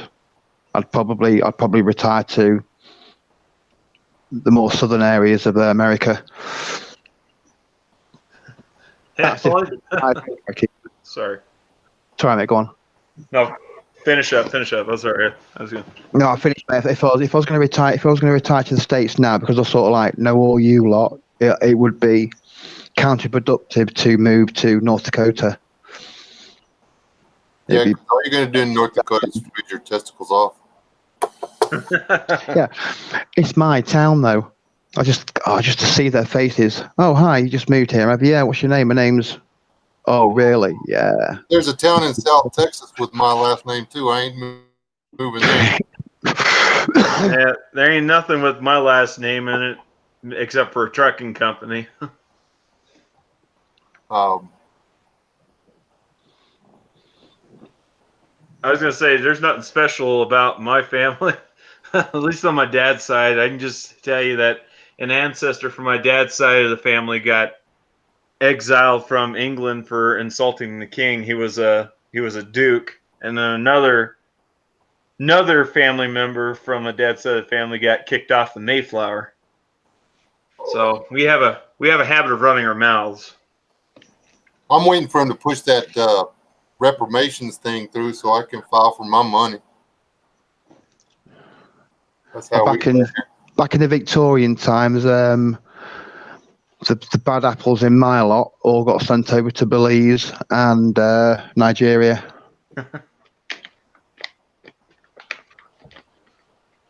Yeah, I've got some family in Nigeria and I've got some family in Belize as well. That's interesting. I believe I have family in Akron, Ohio. I know I've got family in England. I just don't know anyone in particular. I just know that there is one particular family surname that you can find that's pretty prolific in the phone book over there in England.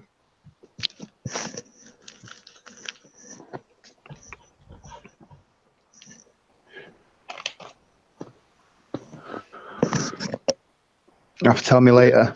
Yeah, I'm not gonna. Yeah, I'd like to say the name of the town that I'd like to retire to, but then you're getting my surname. So Yeah, well, I'm the same way about my last name. I don't mind you guys knowing, but there's you never know who else is watching. Yeah. Yep. Good night, LS. Hey, by the way, we're headed to your part of the world very soon. Yeah, I need to taste some of your husband's food, man. It's just the pictures are getting a bit too much, really. Yeah. I don't follow people on Instagram because I really don't want to look at all that food and stuff. Well, I follow Alice's husband because like Alice is my mate, so of course I'm going to follow her husband. And some of the stuff on there is just unbelievable. He wouldn't get me away if I went there. I just wouldn't want to leave. Yeah, I've got an Instagram account, but I can't figure out how to use it. I tried posting stuff on there. I'd like to be able to post my artwork on there, but can't figure out how to use it. So it's like I might as well not even have it. All right, guys, I know what HCB was talking about a while ago, and he answered, so I got to answer back. 10 well-trained individuals is a small army, okay? I'm talking about if you've got 10 people that are trained and ready and have worked towards working cooperatively, yeah, they can. But Bubba and Sissy in their house with 4 ARs each and 10,000 rounds of ammunition for each one, they're toast. What I'm saying.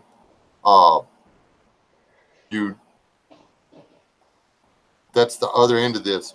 What can we do? You can get people.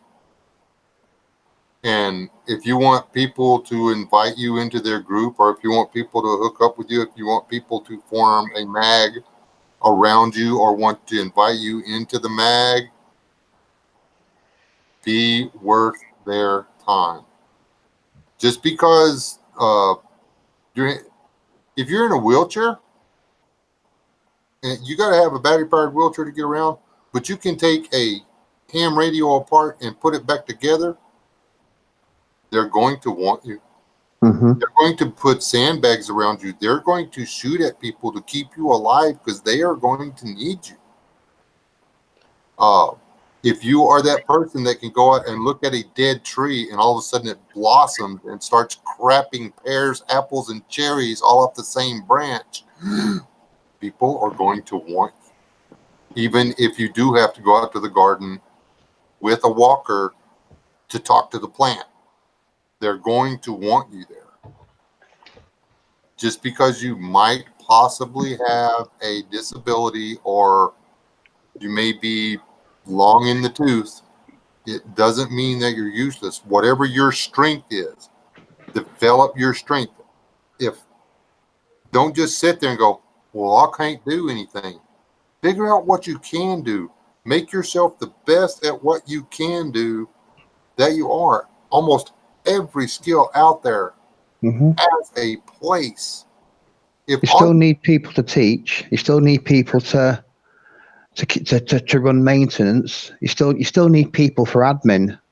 You still need that. You still need those sort of things to try and keep some sort of glue together. yeah, there's no way I want to be the guy in charge of inventory, man. Well, someone's got to be. Yeah. Hey, your store master's got a lot of power, dude. Your quartermaster. Hey, you got a few bits there. Oh, what you got? Oh, I've got this. All right then. I'll put that in the store. And I'll give you that. Not for myself. I'm not taking the item for myself. I'm taking the item and putting it in the store for everybody else. That's the difference. Yeah, and what's the now? What's the best thing about being a cook? You get to eat first. Yeah.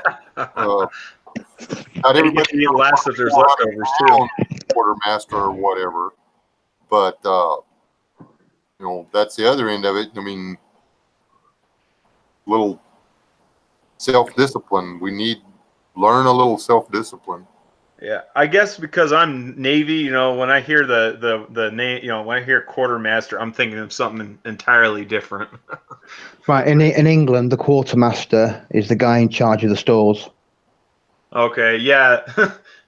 In the Navy, we called them LSs, logistics specialists, and Old Navy they called them was it storekeep or shopkeep? I think is what they call them. Right. QM. Yeah. I was gonna say about your first comment about trying to be valuable to a group. I mean, at least for me, if I'm like I said, if I'm trying to start a group or I'm trying to invite somebody into a group, for me, something that would be valuable, or at least something that to me, I would take real notice to, is if somebody had say more than 9 months worth of food and they and they wanted to join, because that to me shows that they're serious and they're actually committed. If they can at least do that, that's I'd say the first step. And like you said, long term, it'd probably be a good idea to just have something, that be marketable. Me, I would have a hard time. I don't know where I'd fall in exactly because I've got different kinds of skills and different kinds of trades. I'm a jack of many trades, but I'm a master of none. Same man. Yeah, I can labor for most trades, but I can't do it myself. Yeah, and I can do a lot of maintenance too. I can't do everything. Like I would say I've got intermediate mechanical skills. Like I'm pretty confident. Like I said, for instance, if my truck got fried by an EMP tomorrow, I'm pretty confident that I could probably get that thing back up and running again.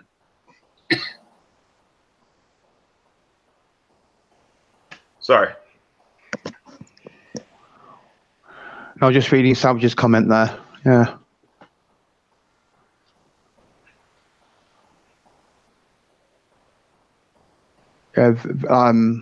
Like I was saying to Wayne the other day, my best friend. I've known Ben's been my best friend for about 5 years, and he's only just starting to see my stuff now. He's only just starting to know that I'm into all this sort of stuff.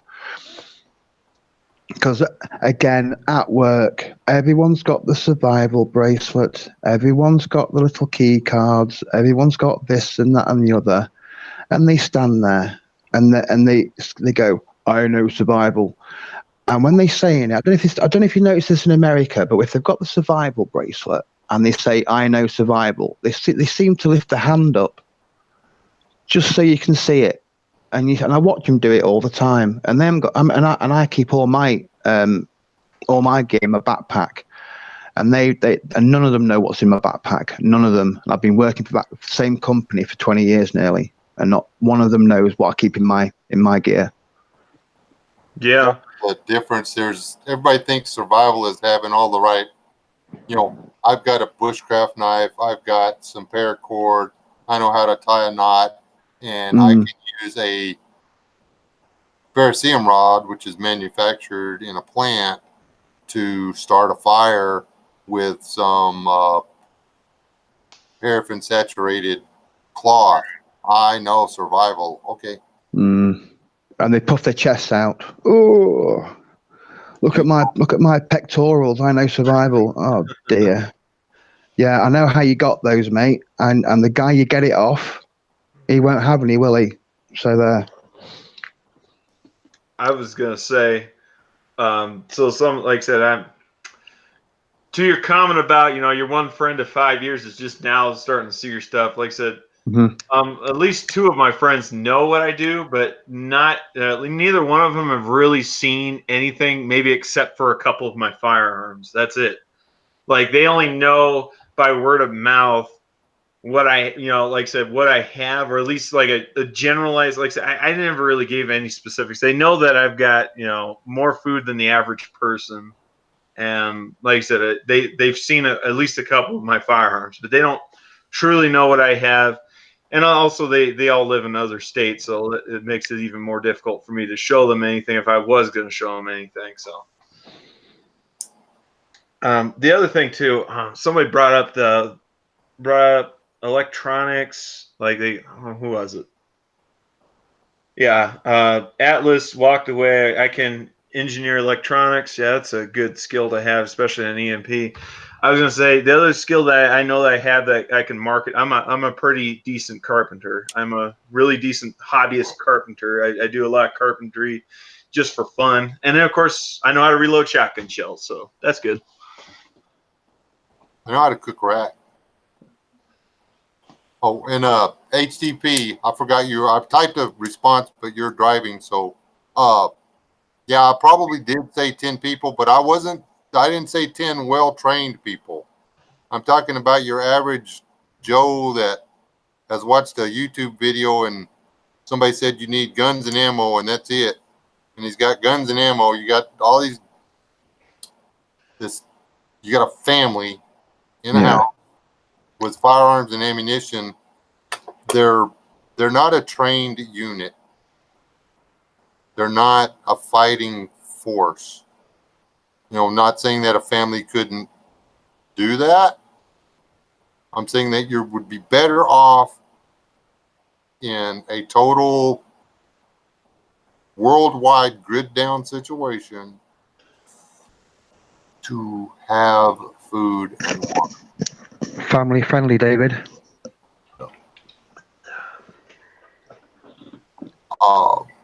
And I've been researching apricots today, and I'm gonna throw this out there. It's random, just deal with it. People are saying that you can eat apricot seeds to cure cancer. You're going to die. Don't do that. Apricot seeds and peach seeds have a chemical in them that when your body digests it, it turns it into arsenic. Arsenic is a cumulative poison. What kind of seeds? Apricot and peach. Huh. Any hybrid of the two. It has a chemical that your body turns into arsenic. Your body stores the arsenic. After you consume enough of these seeds, you reach a toxic level of, or cyanide, my bad, and you die. Huh. It's not arsenic, you're right, it's cyanide. You die.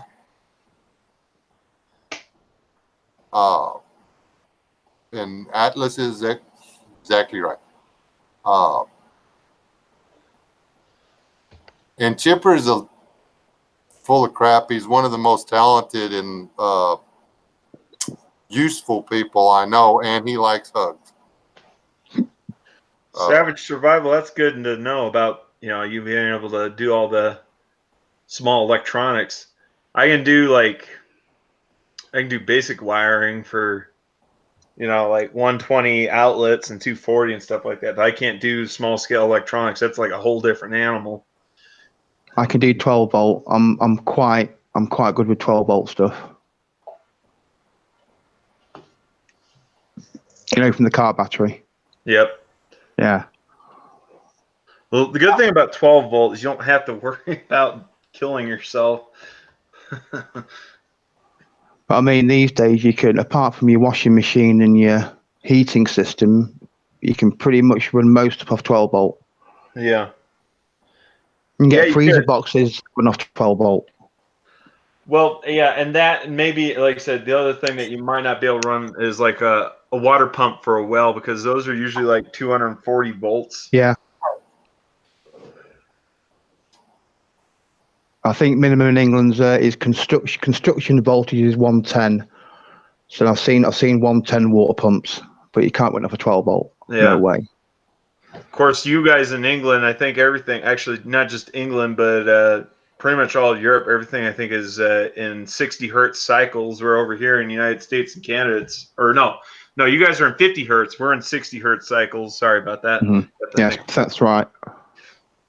Yeah, in the domestic home, everything runs on 240, and then your construction site stuff, that's all on 110. Huh. It's so you can't buy construction site stuff and put it in your house. That's what I think it is. Don't you guys have like a really weird looking plug or something like that, where it's like two round prongs or something like that? Because here in the United States we got like these flat prongs that we plug. We stopped using round pin about 60 years ago. Huh. But It's y'all, now- all that it's- stuff is It's still 3 square 220. pins. The bottom two is live and neutral, and the top one is for your earth. So if there's a short, it'll go through to the ground and not through your arm.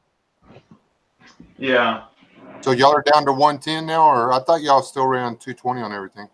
Oh no, in a domestic house, 240 volts, but on construction sites, it's 110. That's weird. Yeah, I'm trying to dig up a book here real quick. Yeah, I think I don't know what the real reasons are, but I think it's because I can go to a trade center and get a really good construction site cooker for a lot less than a household appliance, but I can't work it in my house.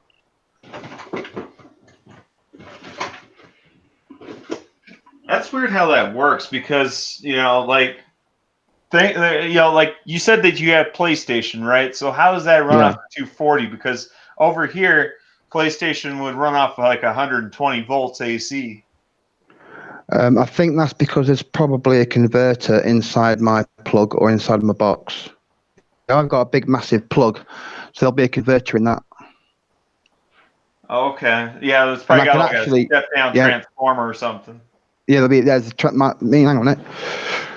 A normal plug socket is probably about 2 inches by 1.5 inches. The plug for my PS4 is probably about 3 inches by 4 inches, and it's all inside there. Wow. The deal with 220 versus 110, 220 is more efficient, and you actually use less electricity if you have higher voltage going into your house. It's weird how it works, but a 220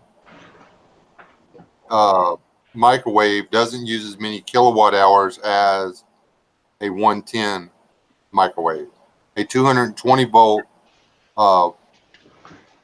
single room air conditioner does not use as many kilowatt hours as a 110 volt air conditioner. 220 is a much more efficient, or 220, 240 is a much more efficient energy delivery system than 110. We use 110 in the United States because we're locked into it and because they can charge you more money for your power. Thank you. The end. Yeah, that makes sense. Yeah. Okay, I think I found the book, but I was just trying to find the page. Ah, here it is. Okay. Let me see.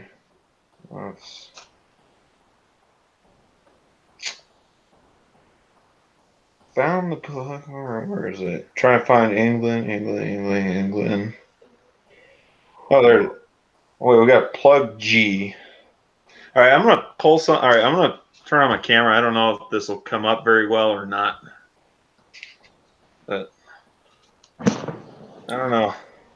Does that look about right there, Just Aid, for plugs? Yeah, that one just above your finger is our standard 240 plug. That's on everything. My fridge, my telly, the lot. Yeah. Okay, interesting. But my PlayStation plug is the same as that, but it's like 3 times bigger. Okay, it's probably like I said, it's probably got like a transformer or something attached Yeah. to it because we got things over here that, like for instance, like my charger for my charging cord for like my battery operated electric shaver. It's got like a kind of like a fat plug at the end of it because it converts it down from 120 volts AC down to I think like 9 volts DC or something like that. So not only does it step down the power, but also inverts it to DC. Yeah, like my phone charger, that's quite big as well. But that converts from 240 down to 12 volt, and then it charges my phone. Yeah. Yeah. And hey, I want to point out to people real quick before like I said, I'm going to turn my camera off, but this is a good book to have. I found this over at Harbor Freight. I think this is like $10. It's got a lot of information in here, including medical. It's got explosive limits of gases. It talks about electrical, all kinds of different things, and even like the limitations of different kinds of building materials. I haven't had a chance to sit down and read through all of this, but I sat down, thumbed through different sections of it, and that's how I found out about the different cores, different plugs in different countries. We call those books Builder's Bibles. Or I You call what? Builder's Builder's Bible. Bible. Oh, Builder's Bible. That's actually pretty cool. They really are. They have another one that has all your volumes and all your multipliers and stuff when you're doing engineering and statistics and statics and stuff like that. That's real helpful. But if I was intelligent, I would know about that stuff. But yeah. Here, I'm gonna real quick. I'm gonna turn the camera back on. I'm gonna show you guys the ISBN just in case if any of you guys are interested in getting this. I'm not getting paid by the publisher. I'm not getting paid by a publisher, and I'm not getting paid by Harbor Freight by advertising this. But I'm just gonna show you. Yeah, that is the ISBN. Yeah, ISBN. Yeah, there you go. International Factory Book Number. Yep. So. Now that's how you can tell the difference between a crappy book review and a professional book review. And I have good reason to know that as well.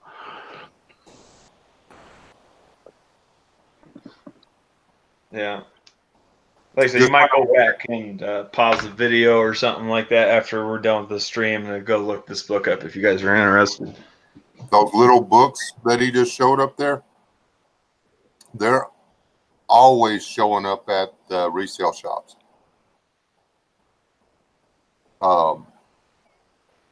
Don't know why, but I found them there 5 or 6 times. I didn't need one, so I didn't buy it, but they wind up there. There's a pocket reference book in blue that's got a lot of your multipliers and formulas in it, and then the pocket reference in black. Get both of them. There's a green one too. I can't remember what it's got. I didn't use it much because it had like trig and stuff, and I hate that crap. This one's got trigonometry in it. It's also got stuff about minerals. This thing's crazy, man. I've never seen anything like this. It's like a miniature encyclopedia. All right, sorry. What were you gonna say, Justin? Nothing. I'm all right. I think I said about the books. Yeah. I was drinking tea.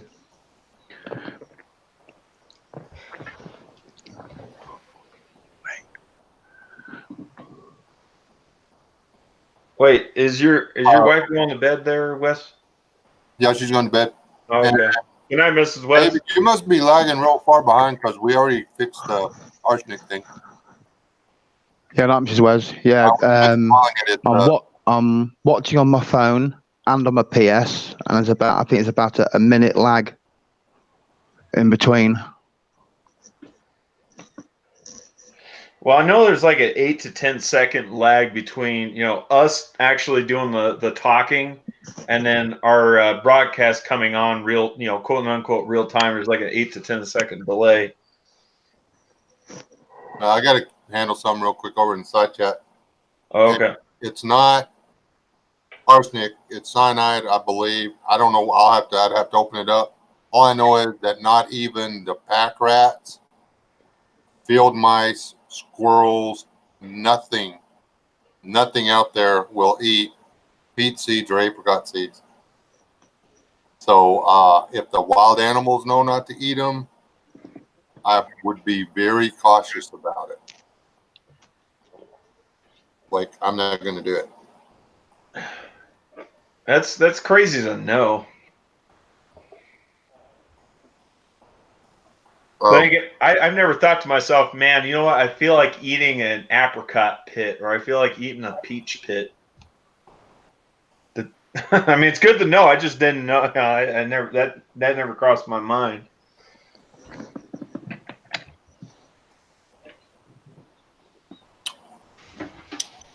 Well, I have pack rats, white-throated wood rats here.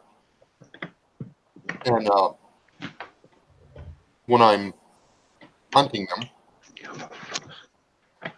I dig through their little food stashes to see what they're eating. And I've found pecans in there. I've found acorns. I've found mesquites. I've found hackberry kernel. I found dried up cactus fruit. I found dead cats, dead snakes. I found a lot of stuff. But even with all the apricots around and with all the peach trees around, I have never, ever found a peach seed or an apricot seed. Now, I did find a peach seed in one time, but it hadn't been eaten. It was in with like the poop and the cactus thorns and stuff like that. It was part of the defense mechanism. It wasn't in the food storage. Huh. Which pack rats are pretty cool. They build this fort around their food storage, and then they sleep somewhere else. They're like, Yeah, you can. they're If flipping. you get 12 12-volt batteries, you can wire it up one way to make it one big 12-volt battery, or you can wire it up another way and you'll get a 144-volt battery. Oh yeah. You're talking about you're wiring it in either series or parallel. Parallel, I think, or no. Yeah, series. Series will get you the 140. Sorry. I can't remember which way round it is myself. It's in a book in the library. I have to look it up. But yeah, you can do it. So you wire it up in series, and that'll get you your 140. If you wire it up in parallel, it'll get you a really strong 12 volt. That's it. Yeah. Nobody cheat. Nobody Google. I'm going to ask a question, and then we'll count to 5, and I'm going to answer it because I don't want nobody cheating. How many volts? Yeah. How many volts are in one leg of 3-phase 110 or regular 3-phase electricity? You just gave it away, didn't you? Well, I'm just saying. I mean, there's 3 legs, but how many volts are there? It's a trick question. Huh? Okay, right now my mind is like bouncing around from like the delta symbol and the withe symbol. Your meter will read 120, but the actual voltage in each leg of 3-phase electricity, all 3 phases, bear in mind that you have to have 3 phases to make 240 volts. Okay? Yeah. Or you have to have 3 phases to make 440, blah, blah, blah. Okay. 277 volts per leg. Isn't that weird?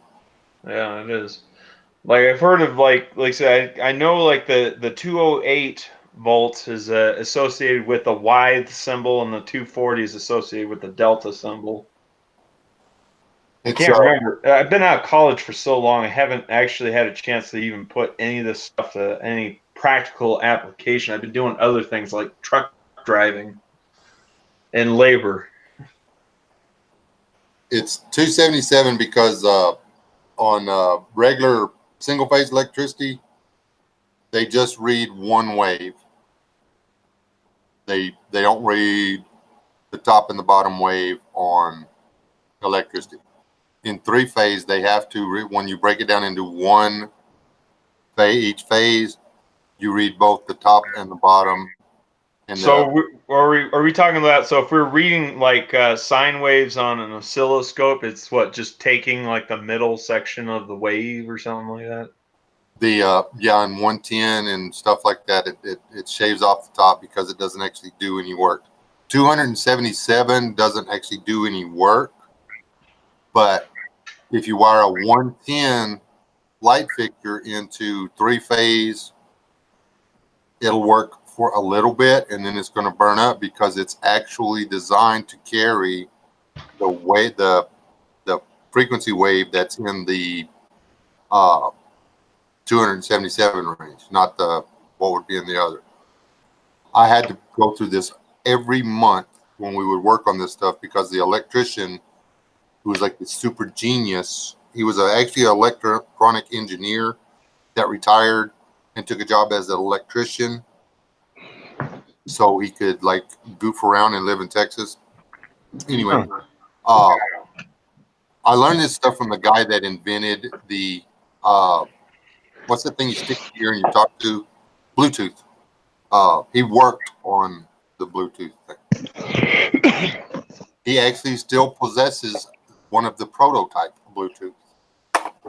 And anyway, he would, whenever he would get around the big electrical line, he would sit there and start explaining the way electricity worked and stuff because he was scared to death of, anything over 8-gauge wire.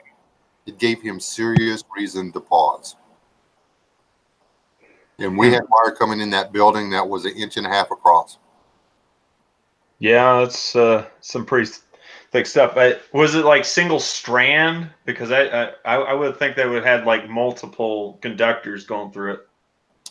Dude, it was my job to hold the stick and knock his butt off the ladder so he didn't burn to a crisp. Oh, okay, I got you. He's working with live stuff. I'd say, get off the ladder and get it yourself. I'm not getting anywhere close to that box, man. I don't get paid enough for that. It's above my pay grade. There was a transformer sitting right outside the wall, right on the other side of the wall. Let's put it this way. We had the power line came in to our transformer bank, and then our transformer bank did what it needed to do. And then to transmit the amount of current that we needed to different parts of the plant, we would send electricity over there in these big wires, and then we would have a transformer there to convert it to the kind of electricity we needed. There was a lot of power coming in there. If we could have disconnected the meter, which we didn't actually have a meter, but actually we did, it was this giant thing. But if it was the meter on the side of your house and you put a little tiny, if you were hot glue a couple of, what do you call those, popsicle sticks to the little thing that spins around, you could have flown. I mean, we were using the juice. The lines running by the plant, if you stood outside, you could hear them just going, like, that's a lot of electricity. It's kind of scary. Yep. And he was always having to get in there to try to figure out what was going on. Hey, somebody in the chat brought up welding. I think it was John Moko. I wanted to bring up something real quick about welding, just in case you guys weren't aware. I always thought that this tool never existed, but believe it or not, look it up on YouTube. There is such thing as a wood welder. Like, my mind is completely blown. I didn't think a wood welder existed. I always used to joke around with people, at the lumber yard when we were we had like a welder out to go repair a piece of equipment and be like, yeah, it's a wood welder. And it's like, what? It is? And like, no. I'm serious. There is such thing as a wood welder. Just thought I'd bring that up. It does not weld the way you think it does. It uses super high amounts of friction to essentially, I guess you could say, weld two pieces of wood together. They have to be like hardwoods, like oak or something like that. So, Sorry. any of those mushrooms left? Mushrooms left? Well, I don't live in Denver, so I can tell you I don't do that.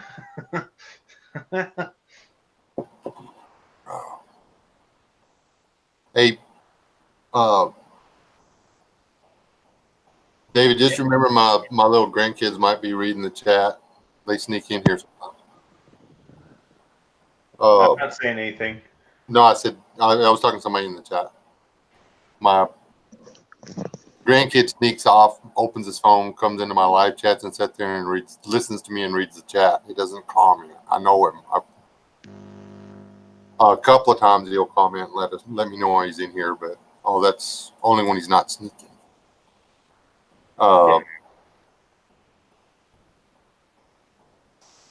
I like welding. I miss welding. I'm actually a pretty good welder. Yeah, I haven't welded since college. I've actually bought a welder, almost 4 years ago from Harbor Freight. It's a MIG welder. It uses the flux coated. What the heck do you call it? I don't even remember what the heck you call that anymore. That flux coated wire for it. Metal inert gas. Yeah, I haven't had a chance to use it yet. I need to get around to doing that. I am. Now they have a flux core. They have dual shield flux core also. But flux core, there's different kinds of flux core. You have a low high flux core, which it burns really hot and makes a beautiful weld. And then you've got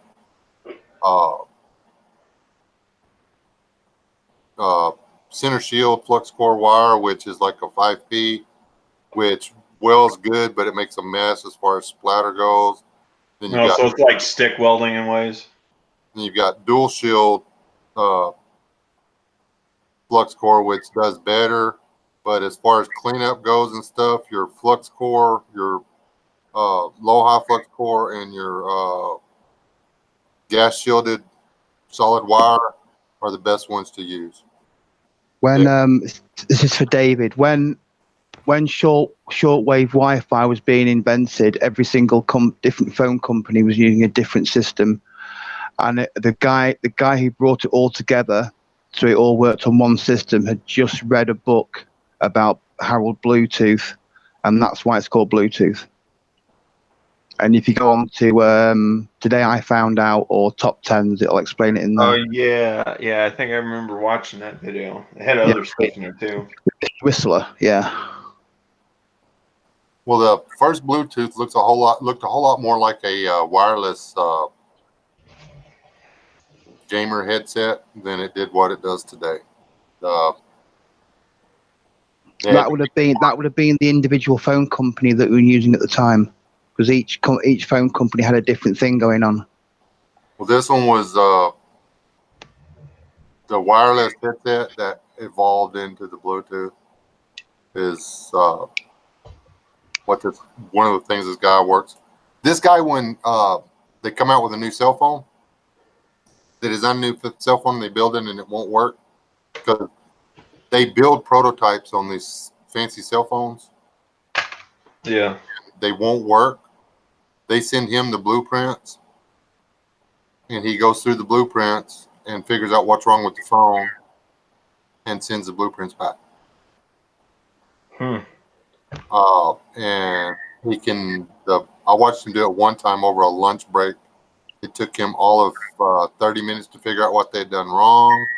It took him about 5 minutes to fix it on the drawing, and he charged them $1,200. Wow. And they paid him. I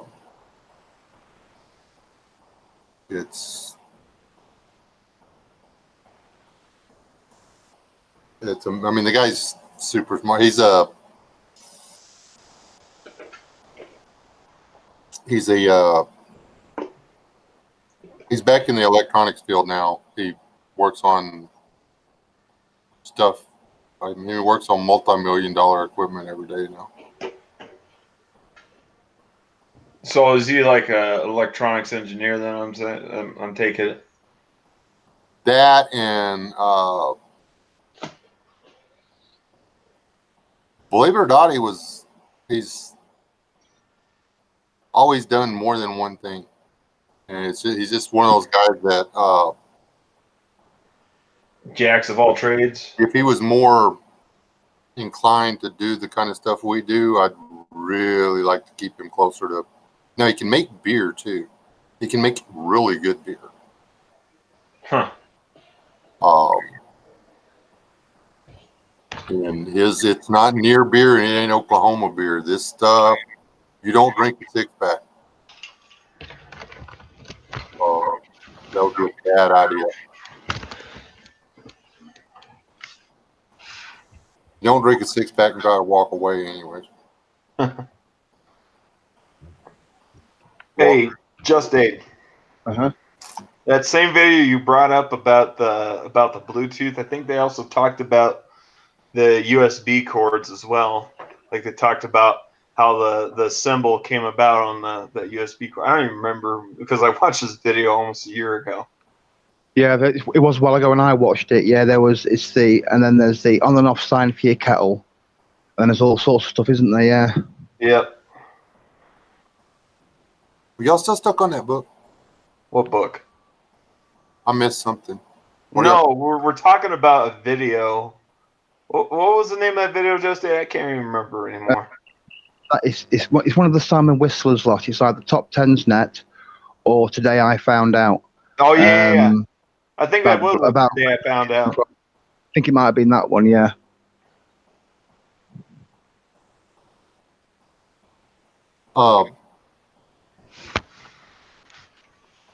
I can MIG, TIG. I'm not very good with oxyacetylene, but I am very proficient at the arc stick welding or whatever, which they're all arc welding, blah, blah. But aluminum is an art. I'm sorry, aluminum welding is an art, and stainless can be an art. There's so much that goes into it. You can make a stainless steel weld that works, but if you're going to make a stainless steel weld that's perfect, there is so much you got to do. It is not even funny. So actually, I got a question for both you and John Moko there, Wes. Are either one of you guys TIG certified?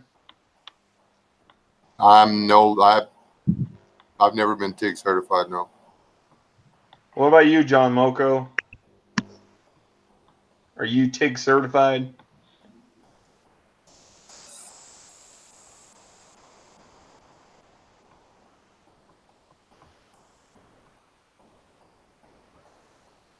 Yeah, I guess he is. Right, MI Prepper. The food I'm going to tell you now is actually my favourite meal. It's called a full English breakfast. It's fantastic. You've got bacon, egg, sausage, beans, mushrooms, fried bread, toast. You can even chuck some waffles on there, some hash browns, brown sauce, red sauce, salt, pepper, bit of mustard. Absolutely amazing. Wow, that really don't sound too much different from an American breakfast, to be honest with you. I was older. And just here's a bit of trivia information about fish and chips. From what I found out, the first fish and chip shop to ever open in London was actually opened by a Polish family. Huh. Because after the Crimean War, all the Polish that helped the English army, they actually had to come back to England. They all got chucked into London. The cheapest thing to buy then was actually fish and potatoes. So that's why we have fish and chips. And that's what I've been brought up to believe, yeah.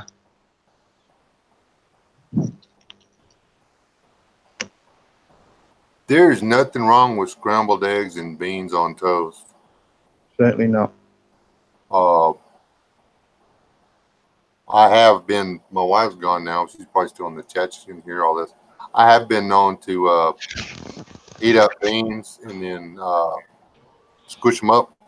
And while they're still piping hot, put them on my plate and then just crack an egg in it and let the heat from the beans start to turn it white a little bit and then mix it up and just put it on my bread and eat it like that. Huh. That's pretty good, actually. David, family friendly, mate. You don't have a boss to urinate off. Yeah.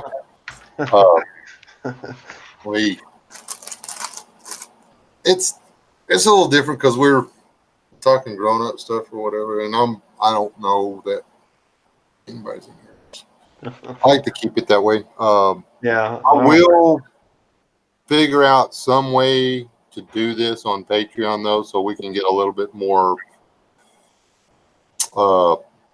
less PG. Yeah. Mm-hmm. The only thing is, over there, we'll still have some level of decorum, but I just hate the idea of limiting my chats to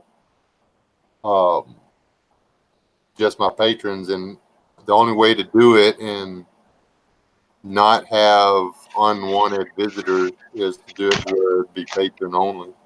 Mm-hmm. Yeah.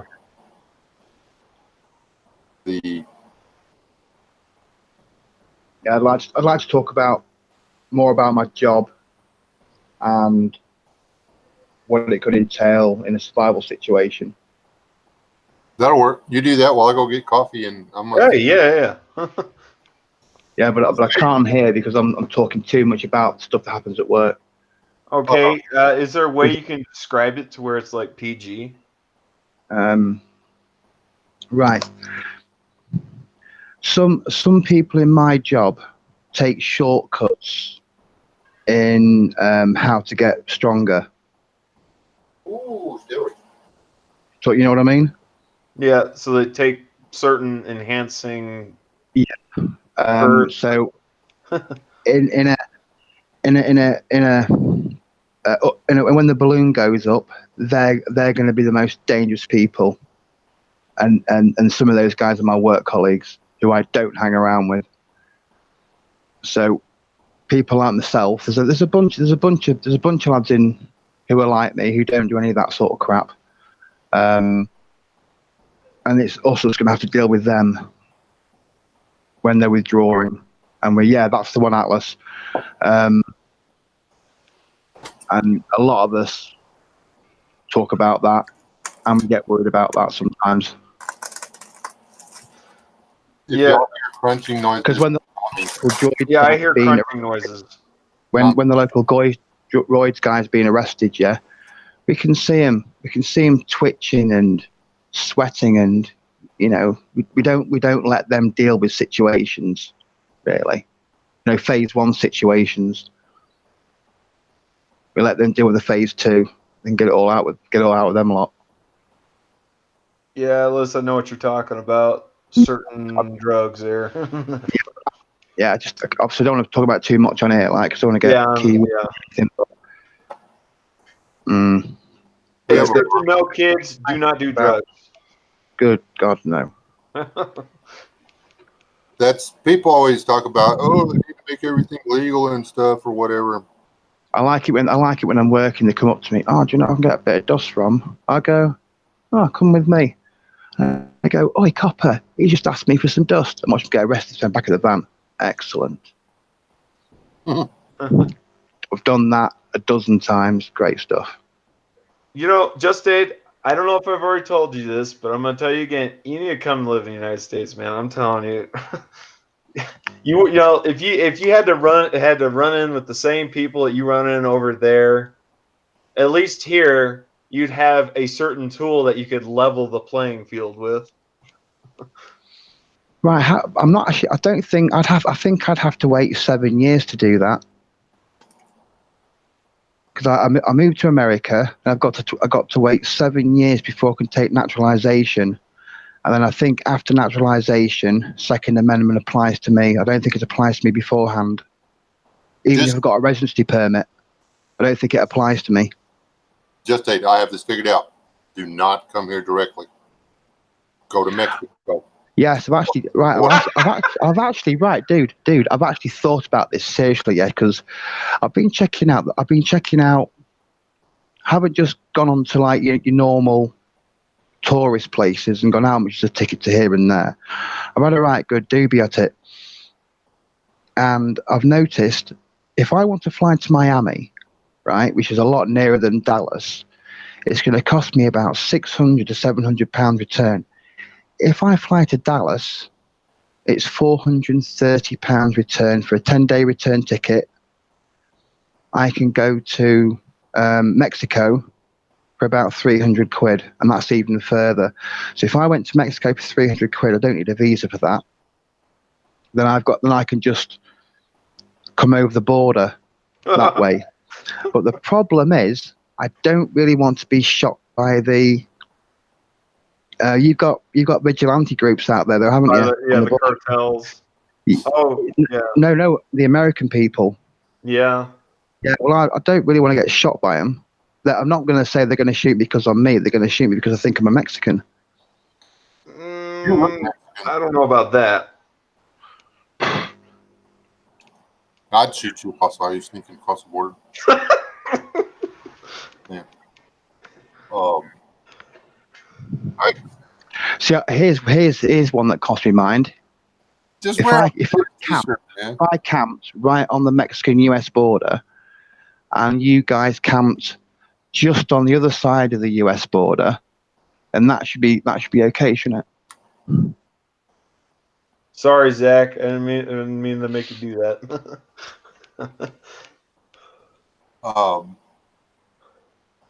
Yeah, but it's illegal, MI Prepper. Steroids are illegal. Oh. I mean, I'm sure you've got security over there that just do not abide by the law. Well, here, that's for sure.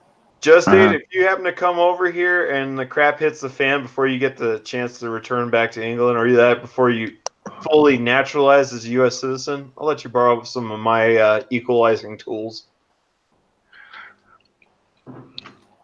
Yeah, that's why I like to get my hands on an FNL. Now I can use that, you see. Come over here and buy an FNL just so he can leave it. That's just nuts. No, it get taken back to the shop and sold back to the owner. $2,500, mate. I can get a Panther DSL for 700. Dude, I'll let you shoot my AR. You ain't gotta go buy it. We'll get Daniel. Daniel will let you shoot his. Yeah, I got ARs you can shoot too. Right. Again, I can't say on here why, but there is a particular reason why I want to get an FNL and shoot it with you guys so I can show you something. But I can't say on here what it is. There's something I know about the FNL that you will not see on any gun show on YouTube or anywhere. Well, I know because I've looked. Just make sure it's class 1. Otherwise, you're going to need a class 3 weapons permit. We'll have to see now because I think I know a guy who's got one of those. Actually, he's got 2 of them. Is it Century Arms? Century Arms. I hear they get quite a lot of bad press actually, but Century Arms actually buy as many FNFL parts as they can from all over the world, put them all together, and they're knocking them out for about $900. They do the same thing with the H&K 93s, and that basically the H&K rifle series. Except for they don't call them H&Ks, they call them like C93s and C308s and all that. You see, we don't call them FNFL, we call them SLRs.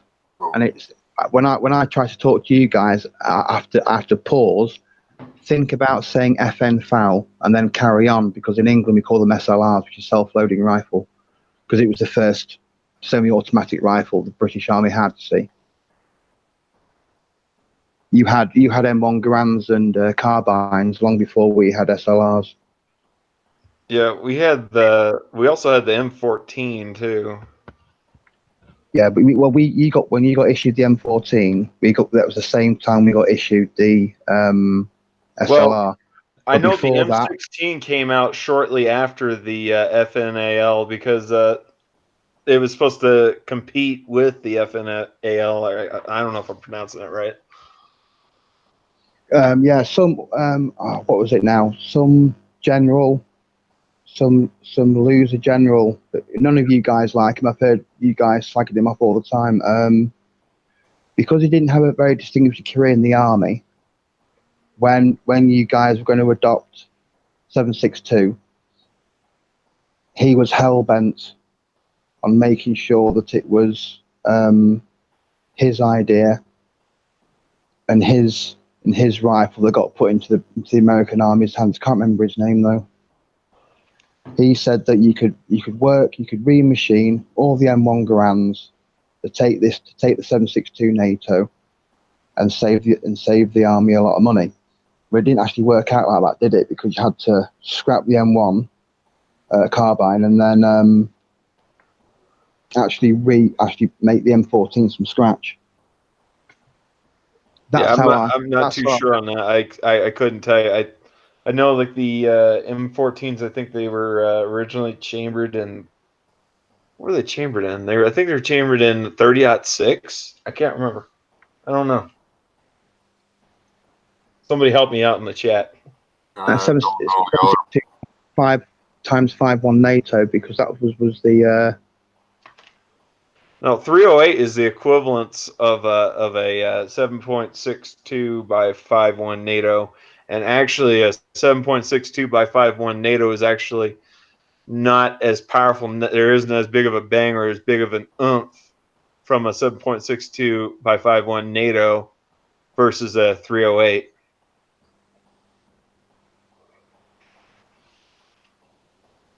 Trying to think of this. I can't. I've got both. I've got both screens full with this chat, so I can't look it up. It's actually on Forgotten Weapons. I actually watched the video on Forgotten Weapons quite some time ago, maybe about a couple of years ago, actually. And he explains there that general guy explains all about him there. He was this general guy of yours to try and make his name before he retired. He's the one that stopped you guys from adopting the FN FAL. It was one man that stopped the FN FAL going into the American service, and you got the M14 instead. Like I said, I know like the M16 came out shortly after the FN FAL. Thank you. Who was it? Thank you, Zach Heilman. I don't know if I'm pronouncing your name right. Thank you. So I guess the M14 was 7.62. I wouldn't know because I never owned one. 7.62 millimeters, just 30 caliber. FYI, everybody. Yeah. Well, so is 308. Yeah. So is 303. Yeah. So is it's just a gnat's hair difference, isn't it? Yeah. So is 7.62 by 3.9. It's also 30 cal.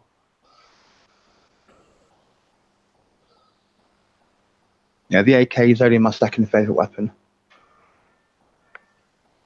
I like the 7.62 by 39 round. There's a lot of people give it a lot of smack, but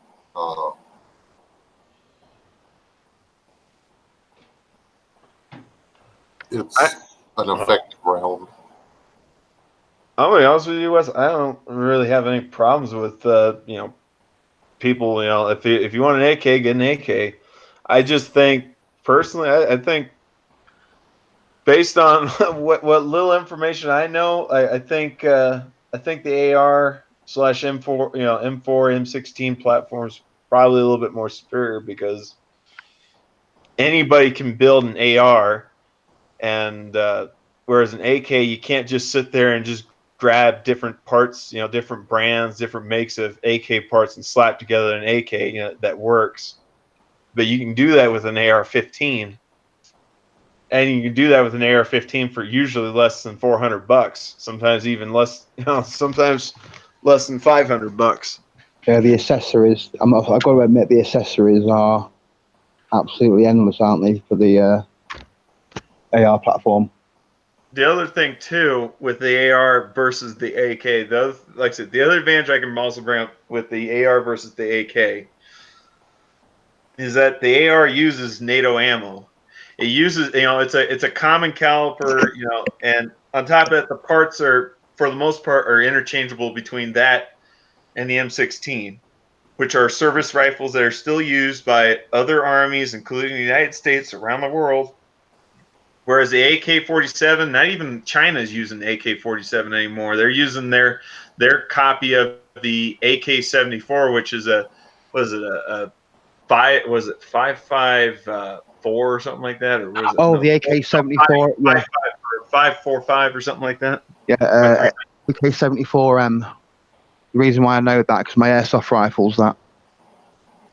What do they use? The AK-47 is 7.62, and the AK-74M is 5.45. Yep. Yeah. And like I said, nothing against AK-47. If you got an AK platform, well, good for you. I'm glad you got one. You know what?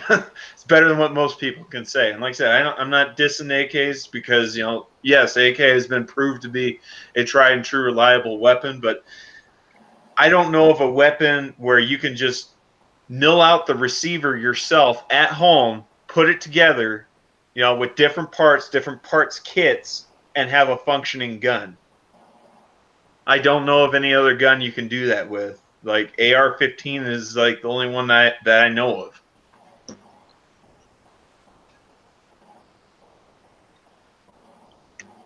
Oh, the person who invented the AK, what was his name? Was it Nikola Kalashnikov or something like? Or Yeah, I know his last name LMI, was Kalashnikov, but what was it? LMI Kalashnikov, yeah. And do you know what? Do you know what he got for his reward? 1-bedroom flat. He got what? His reward. Wow. Oh, Yeah, he got a state funeral as well. Well, it's kind of ironic, okay, about the inventor of the AK-47 and the inventor of the M16, AR-15 platform. So the name for the AK-47 is pretty well remembered by most people, whereas most people don't know the name of Eugene Stoner, the guy who invented, Armalite.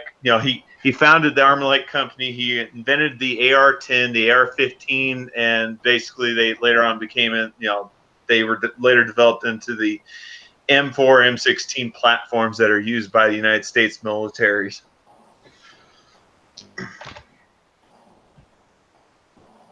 Yeah, inside it doesn't. That's the whole thing. And I don't personally own an AK-47. I own a SKS. SKS. And if I could afford a bolt action chambered in the 7.62 by 39, that would be my deer gun. You're talking about like a Mosnagant 9130? No, I've got one of those. I'm talking I think it's Ruger has a ranch rifle they put out in. Yeah, I know. I'm not paying $800 for a bolt action, man. I don't think those are bolt action. Are you talking about the Ruger Mini 14? Because that's the ranch rifle. No, it's the ranch. Is it Ruger that calls it the ranch? I know I can get the Model 77 in stainless. That's a 7.62 by 39, but they want $799 for that rifle for a bolt action iron sighted bolt gun. It's just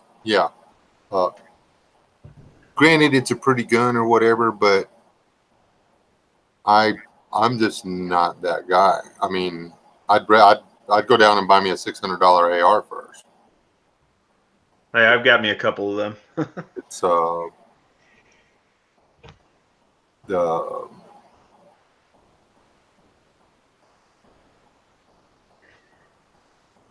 it's a pretty gun, but I just can't see spending that kind of money on one.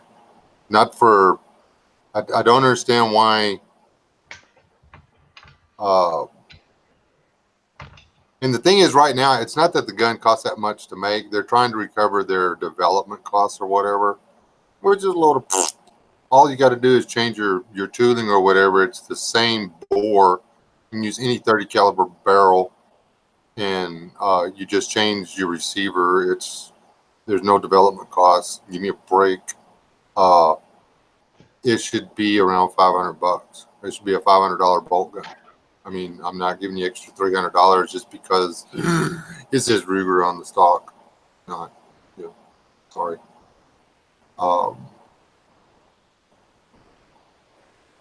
The problem I had with my Nagant is that I feel sorry for anybody that had to lay in a ditch and shoot that thing all day long.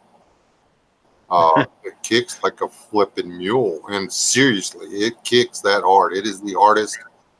It has the most recoil of any rifle I have shot to date.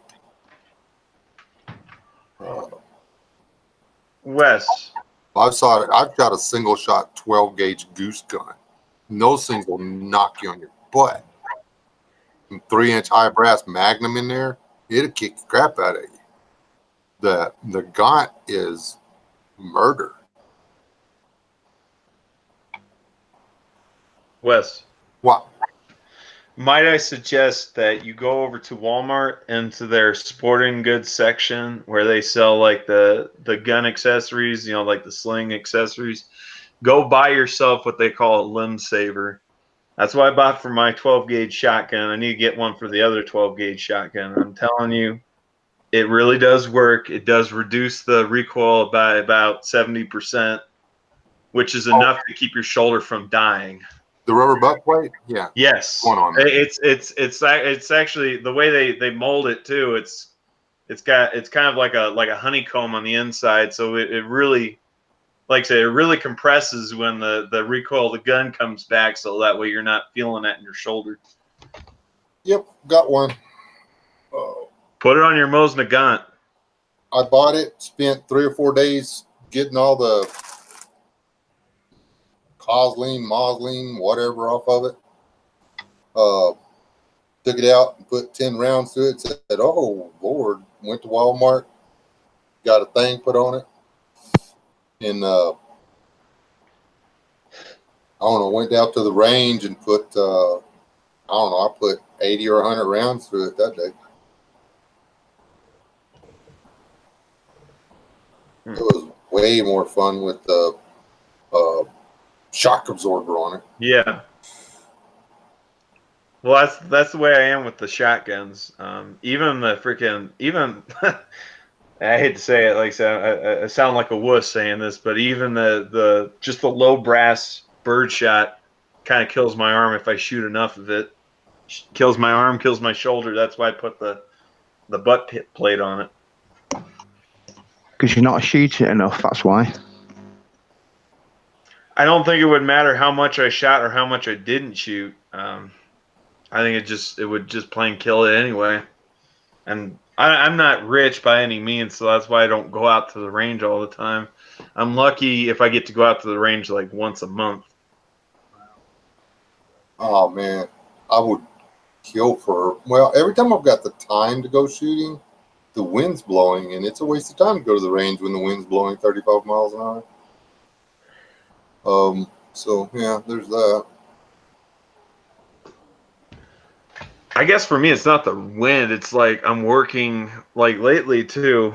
My new job, I've been working Saturdays, so can't go shooting on Saturdays. I don't know. I might go shooting either this Sunday or next Sunday. I'm not sure. Yeah, if I get off here, I could probably convince my wife to go shooting somewhere. Well, the wind's supposed to blow 30 miles an hour tomorrow, too. Do you do any nighttime shooting? Just for raccoon, possum, bobcats, coyotes. You call that lamping? Lamping? Yeah, lamping. Yeah, because you drive slowly down the road, and you'll catch something in your lamp, so it hypnotizes it. Oh, and then you shoot. We call it poaching over here. Yeah. Poaching in England is going onto someone else's property and taking their and taking their stuff without taking their livestock without their permission. That's in the day or night. But farmers will go out onto their own land. Yeah. Over And- here, and- they and- call that spotlighting. You know, whenever you take like a really bright like flashlight or something like that, and you shine that in the eyes of a deer, that's highly illegal here in the United States. I would not suggest Yeah, doing you that. can take rabbits that way, but that's about it. Here. Yeah, if it's on your land and it's your rabbits, I suppose, or whatever, then yeah, you can do it. But if I were to do it, that's called poaching, and I'm going to go to jail. Yeah. Now because people in London who've never been outside of London in their life know all about the country and they're all experts on it. About 2 months ago, wood pigeons and crows were classed as vermin, which means I could trap them, shoot them, no problem. The only because of people in London, farmers are only allowed to shoot crows and pigeons if they're flying over their crop. Like There is with a nothing- bird there's- gun, right? Yeah, there's nothing. The only thing that I can probably legally hunt now is rabbits and squirrels. That's pretty much it. And then technically, if I'm on someone else's land, it's their rabbit. So if I did snag a rabbit and the landowner saw me, I'm getting done for poaching. And every bit of land in this country is either owned privately by the National Trust or Ministry of Defence. Huh. That's Well, pretty here- much about it, yeah.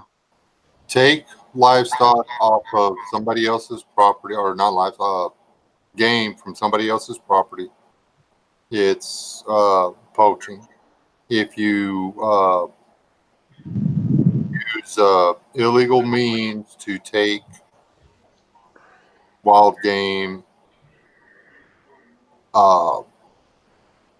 it's poaching. Like if you're spotlighting deer, it's poaching. If you're even if you shoot from a public roadway onto your own property to take a deer, it's poaching. They arrest you, they take your vehicle and your firearm and the deer. You lose everything.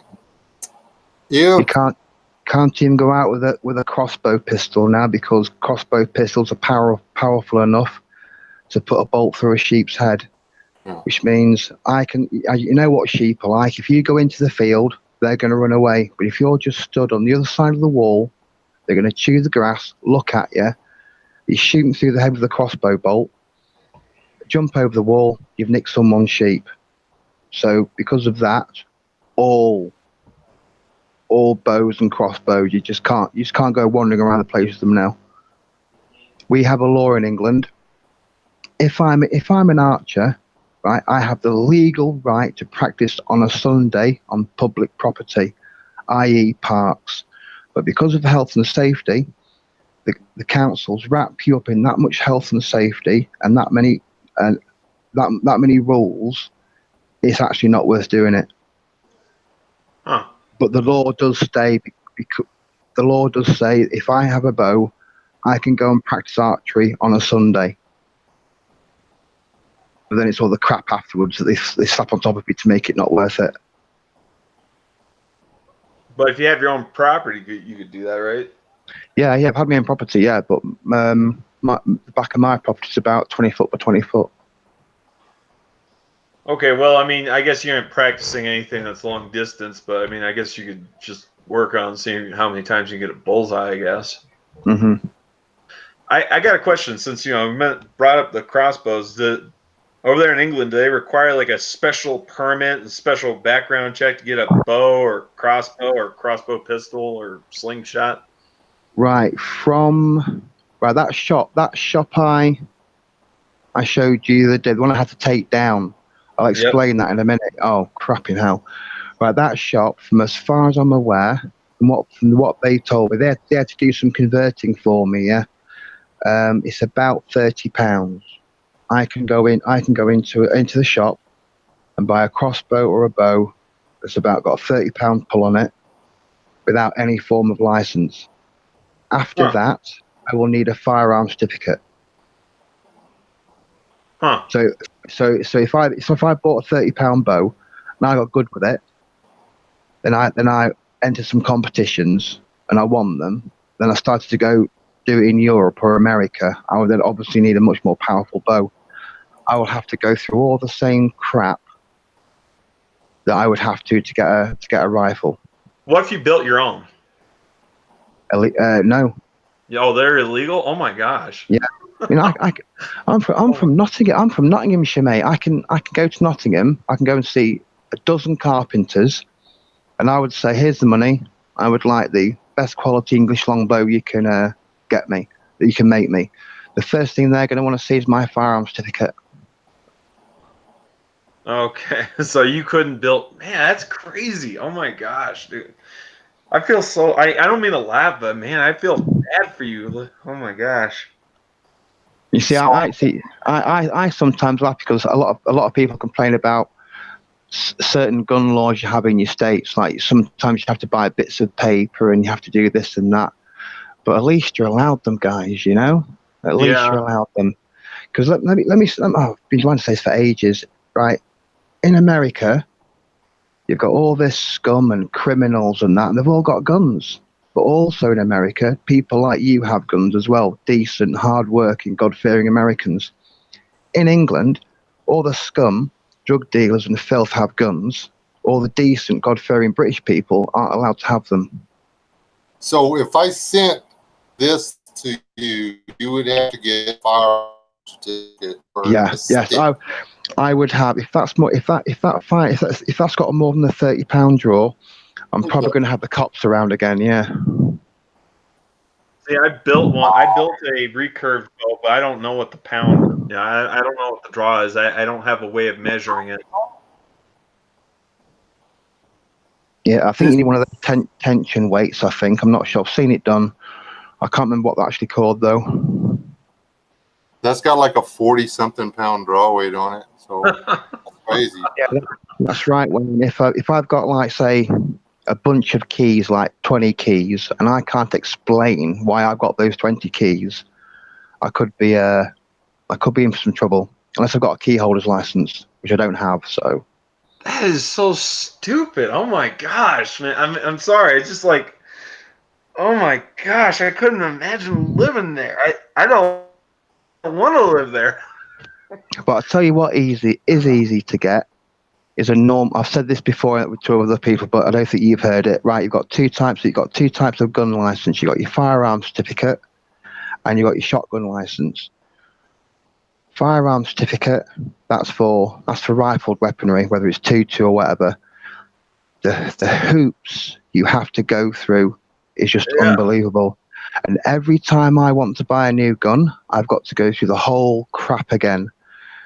If I want to keep 500 rounds of 2.2 ammunition, if I want to buy a 2.2 rifle, and I want to keep 500 rounds in, I have to explain why I want to keep 500 rounds, 1,000 rounds, 2,000 rounds. If they come to my house and I have any more ammunition than that, I'm getting arrested. Now a shotgun license is a bit different. The police have to give a good reason why I'm not allowed to have one. Right. I have a gun club 30 miles away from me. I don't rent the house. This is my house. I have no criminal record. And I can also get references from the gun club. And one of them happens to be an ex-police officer. So there is no reason for them to stop me from getting a shotgun license. Now, a normal shotgun license means that I can only have a shotgun that can fire 3 rounds. So yeah, I can go and buy a Browning A5, or I can buy Remington 870. People don't really use pump action shotguns in England because when it looks a bit crap. You've got this floating void of a handle. It just doesn't look very nice. So a lot of people have Browning A5s. They're usually the FN ones because they come from Belgium. And there's a block in there It's been welded in, so you can only put 3 rounds in, Huh. and then that's your lot. If I wanted to buy a normal Browning A5 with a 5-round capacity, I've got to go through a whole load of crap.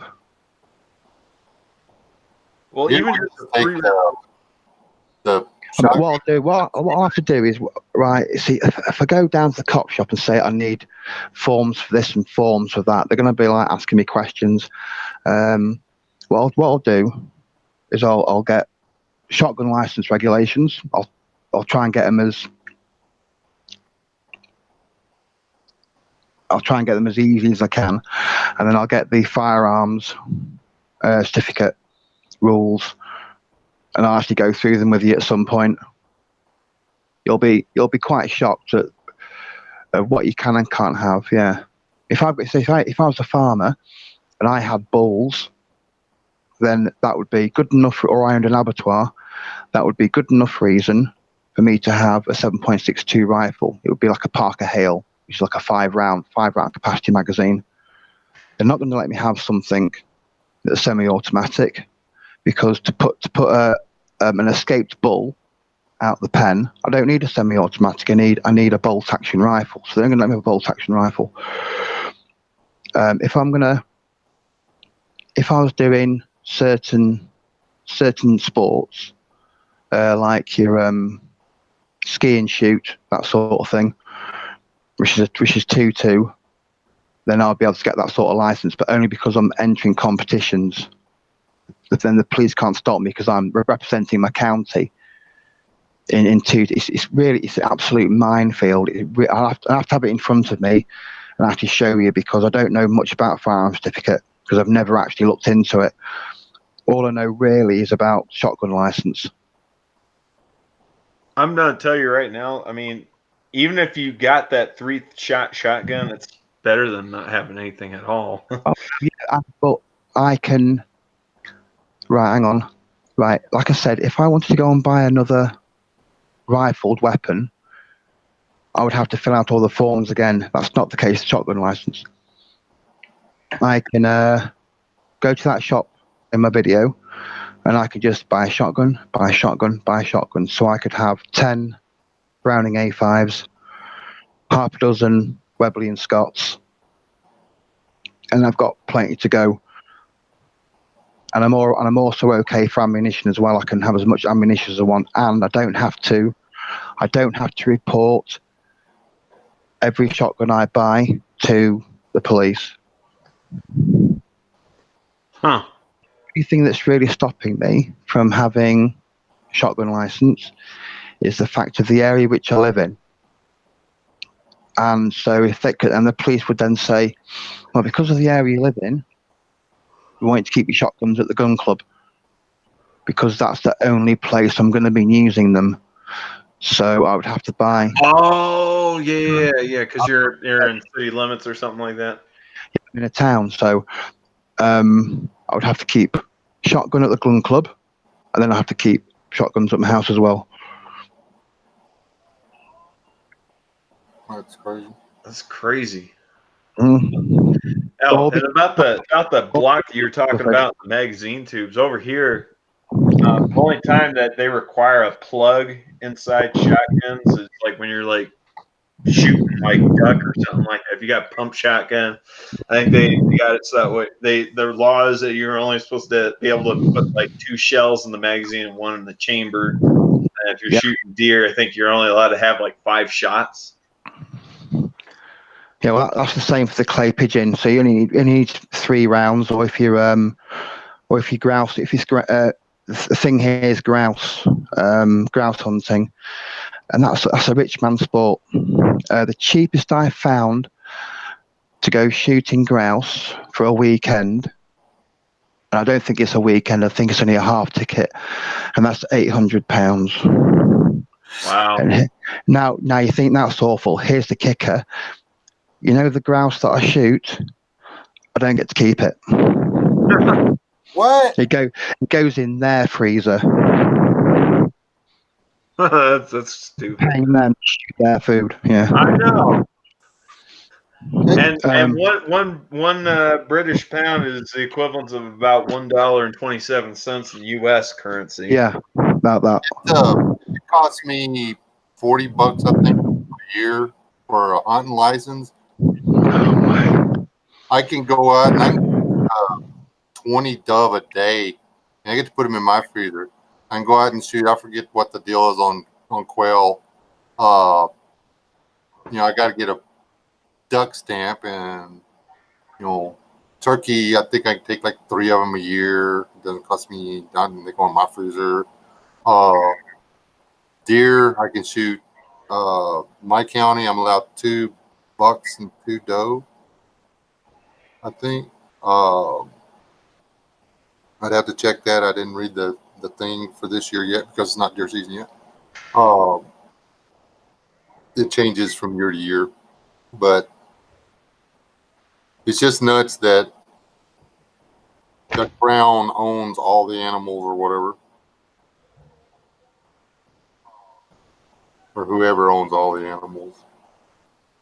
That's why we told y'all to take y'all little red jacketed selves back on home. And now we're letting all these people in here that are ruining it and making it that we want to be like Europe. Oh God! We already fought a couple of Europe's got a lot more relaxed gun laws than England. Take Switzerland, 2.5 million owners. You all have to do courses and all that sort of stuff. But yeah, it's got one of the lowest crimes, one of the lowest homicide rates in Europe. But nearly everyone's got a gun. Everyone goes shooting in Switzerland. Actually, Switzerland ranks number 6 for the least strict gun laws. Yeah. And in fact, I seen a photo of 2 girls. Yeah, I'm gonna assume they're probably about 11 or 12 years of age, riding bicycles. Okay, nothing strange about the picture, minus the fact that both of them had like rifles and Uzis strapped to their backs. Like I thought that was the coolest thing I'd ever seen. You won't see that here in the United States. Switzerland has also always been able to stay out of the wars. You see, that's one thing I'll say. You don't have army cadets in America. See, you have all these really cool gun laws, but yet you don't have a military service for teenagers. So if in England, if you wanted to shoot guns as a child, you would have to join either the army or the air cadets. Over here, we're expected to teach our own kids how to shoot. Yeah. Well, over here, we also have JROTC if we want to get our kids involved with, possibly getting interested in the military at an early age. But that's not the reason to go out and go shoot guns.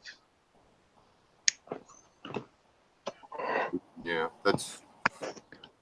Yeah, well, when you're 13, yeah, it is. Yeah, I guess over there in England, oh my gosh, I would hate to live there. At least when it comes to that stuff, man. Oh man. My sister-in-law's from over there, and she came over here, Air Force wife. And it come time for him to retire. They were going to go back to England because she was missing her home. She spent 8 or 9 years over here, and she was like, you know what? I don't want to give up what I have here. She elected not to go home because it was better in America than in England. Or Great Britain, rather. Yeah, that's what you need to do, Just Dave. You need to marry yourself an American wife. Yeah. He's going to have to buy the one he's got over there first. I'll have to discuss that with the one I've got at the moment, yeah. If you don't ever see me again, be rest assured I had a talk to her about it. We've not seen Adrian for about 6 months. Yeah, he had a word with her, didn't he? Yeah. Oh well, that's all over. I don't think that went well. Okay, wait. I got another solution. why don't you and her have a kid, and before she gives birth to that kid, you guys visit the United States, and then she gives birth to the kid over here in the United States. That's what all the illegals do that cross the borders. Do you know how old I am, dude? How? Yeah, we're quite old, mate. We're a bit past that now. There, you go back to having to get a young wife now. Then again, that's a discussion that's not going to go too well. You're just gonna have to convert to that old black Hebrew Israelite thing so you can have more. No. Well, if I go, I'll just go to Mexico, bribe some official for about 50 quid or something to make me a Mexican. Then I'll come over to the border and claim asylum.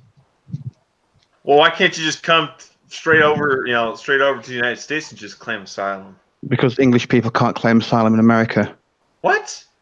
English people can't claim political asylum in America. Oh my gosh! Why not? There's no problems. You guys got plenty of problems. Well, yeah, only legal ones. We're not getting like rounded up and shot in the street for the God I believe in or anything. It's just a bit crap. Yeah, but what about all these people they're letting in from like Syria and all that? All these refugees. Well, and the high crime rate over there. I mean, they're just claiming. Dude, you're just screwed. Not going to work. Not going to work. I'd love to do that, but it's not going to work.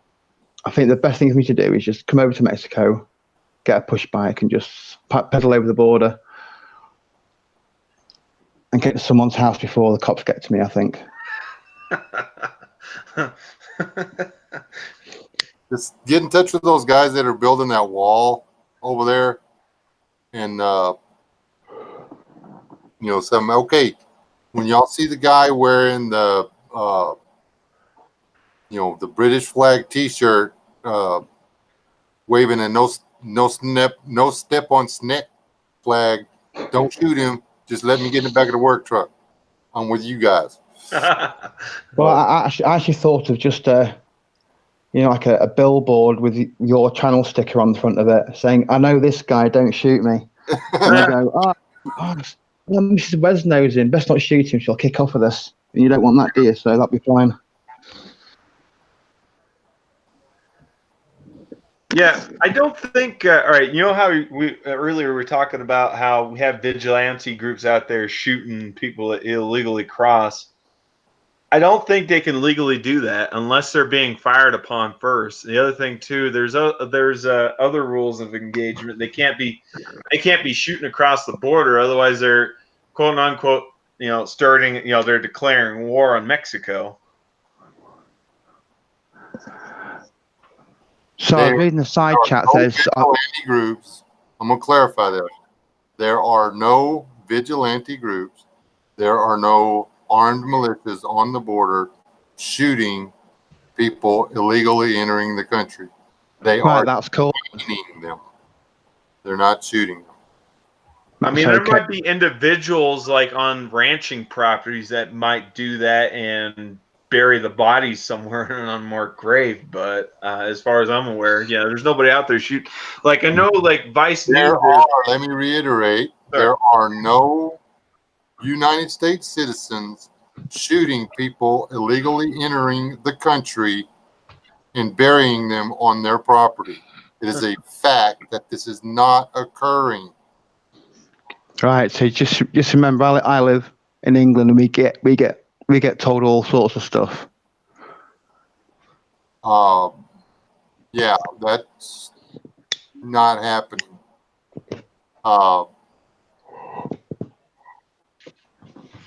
That doesn't happen. So I've seriously thought about coming over to Mexico and going that way because it's just so much cheaper. And all I've got to do is go to the airport, get on a plane, and that's it. Yes, I can have a walking stick, yeah, but not with a sword in it. There's actually legislation against sword sticks. Sorry, mate. Yeah, go on. I'm sorry. I've got a better idea. Why don't we just do things the right way? Even though it's going to take a lot longer, it's going to be a lot more expensive. Do things the right way so that way you can just stay here. You're probably one of the few British people that I would want to actually stay and live here in the United States. That's because I'm very pro-American. I hear so many. There's a guy. There's some tree hugger. I think Wes mentioned him to me ages ago. There's some tree hugger guy who's running around trying to save beavers and all this stuff. He's British, and well, someone needs to have a word with him, preferably me. Dude, yeah, I can't remember the name of it, but he's like, He's a right hipster, isn't he? He's a super hipster.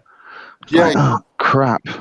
out in the Yeah. bush, tries to catch beavers by hand and relocate them so the farmers and ranchers won't kill them for destroying their property and stuff. And I'm just like, it's a rat. There's no shortage of beavers in the North American continent. I'm just saying. Same as mink. Plenty of mink about, and they're just rats anyway. Well, they are rats, aren't they? Just fuzzy rats, man. Yeah. Mhm. I've petted a mink and I've petted a white-throated wood rat. They feel the same. I'm going to say, on the one hand, we shouldn't try to make, certain species of animals extinct if we can help it. We shouldn't try to, I don't know, wipe them out or, do things that could potentially harm their habitat. But at the same time, if anybody's going to save this world or anything like that, it's going to be human beings. It's not going to be this. It's not going to be a cow. It's not going to be, name whatever animal. It's going to be a human. Oh, it could be a cow making chocolate milk or something. Anyway, guys, I just looked at the clock. We've been on here forever. 5 a.m. It's 5 a.m. Crap. Oh my gosh. Thanks to everybody out in the chat for hanging out with us. Thank you, Diorce and Aideneer and everybody for visiting with me. Y'all tell the folks good night, and we'll get out of here. Yeah. Night, folks. Thanks for putting up with me. Good night, guys. All right, y'all. Y'all stay alive. Don't die. All right. God bless. Yep.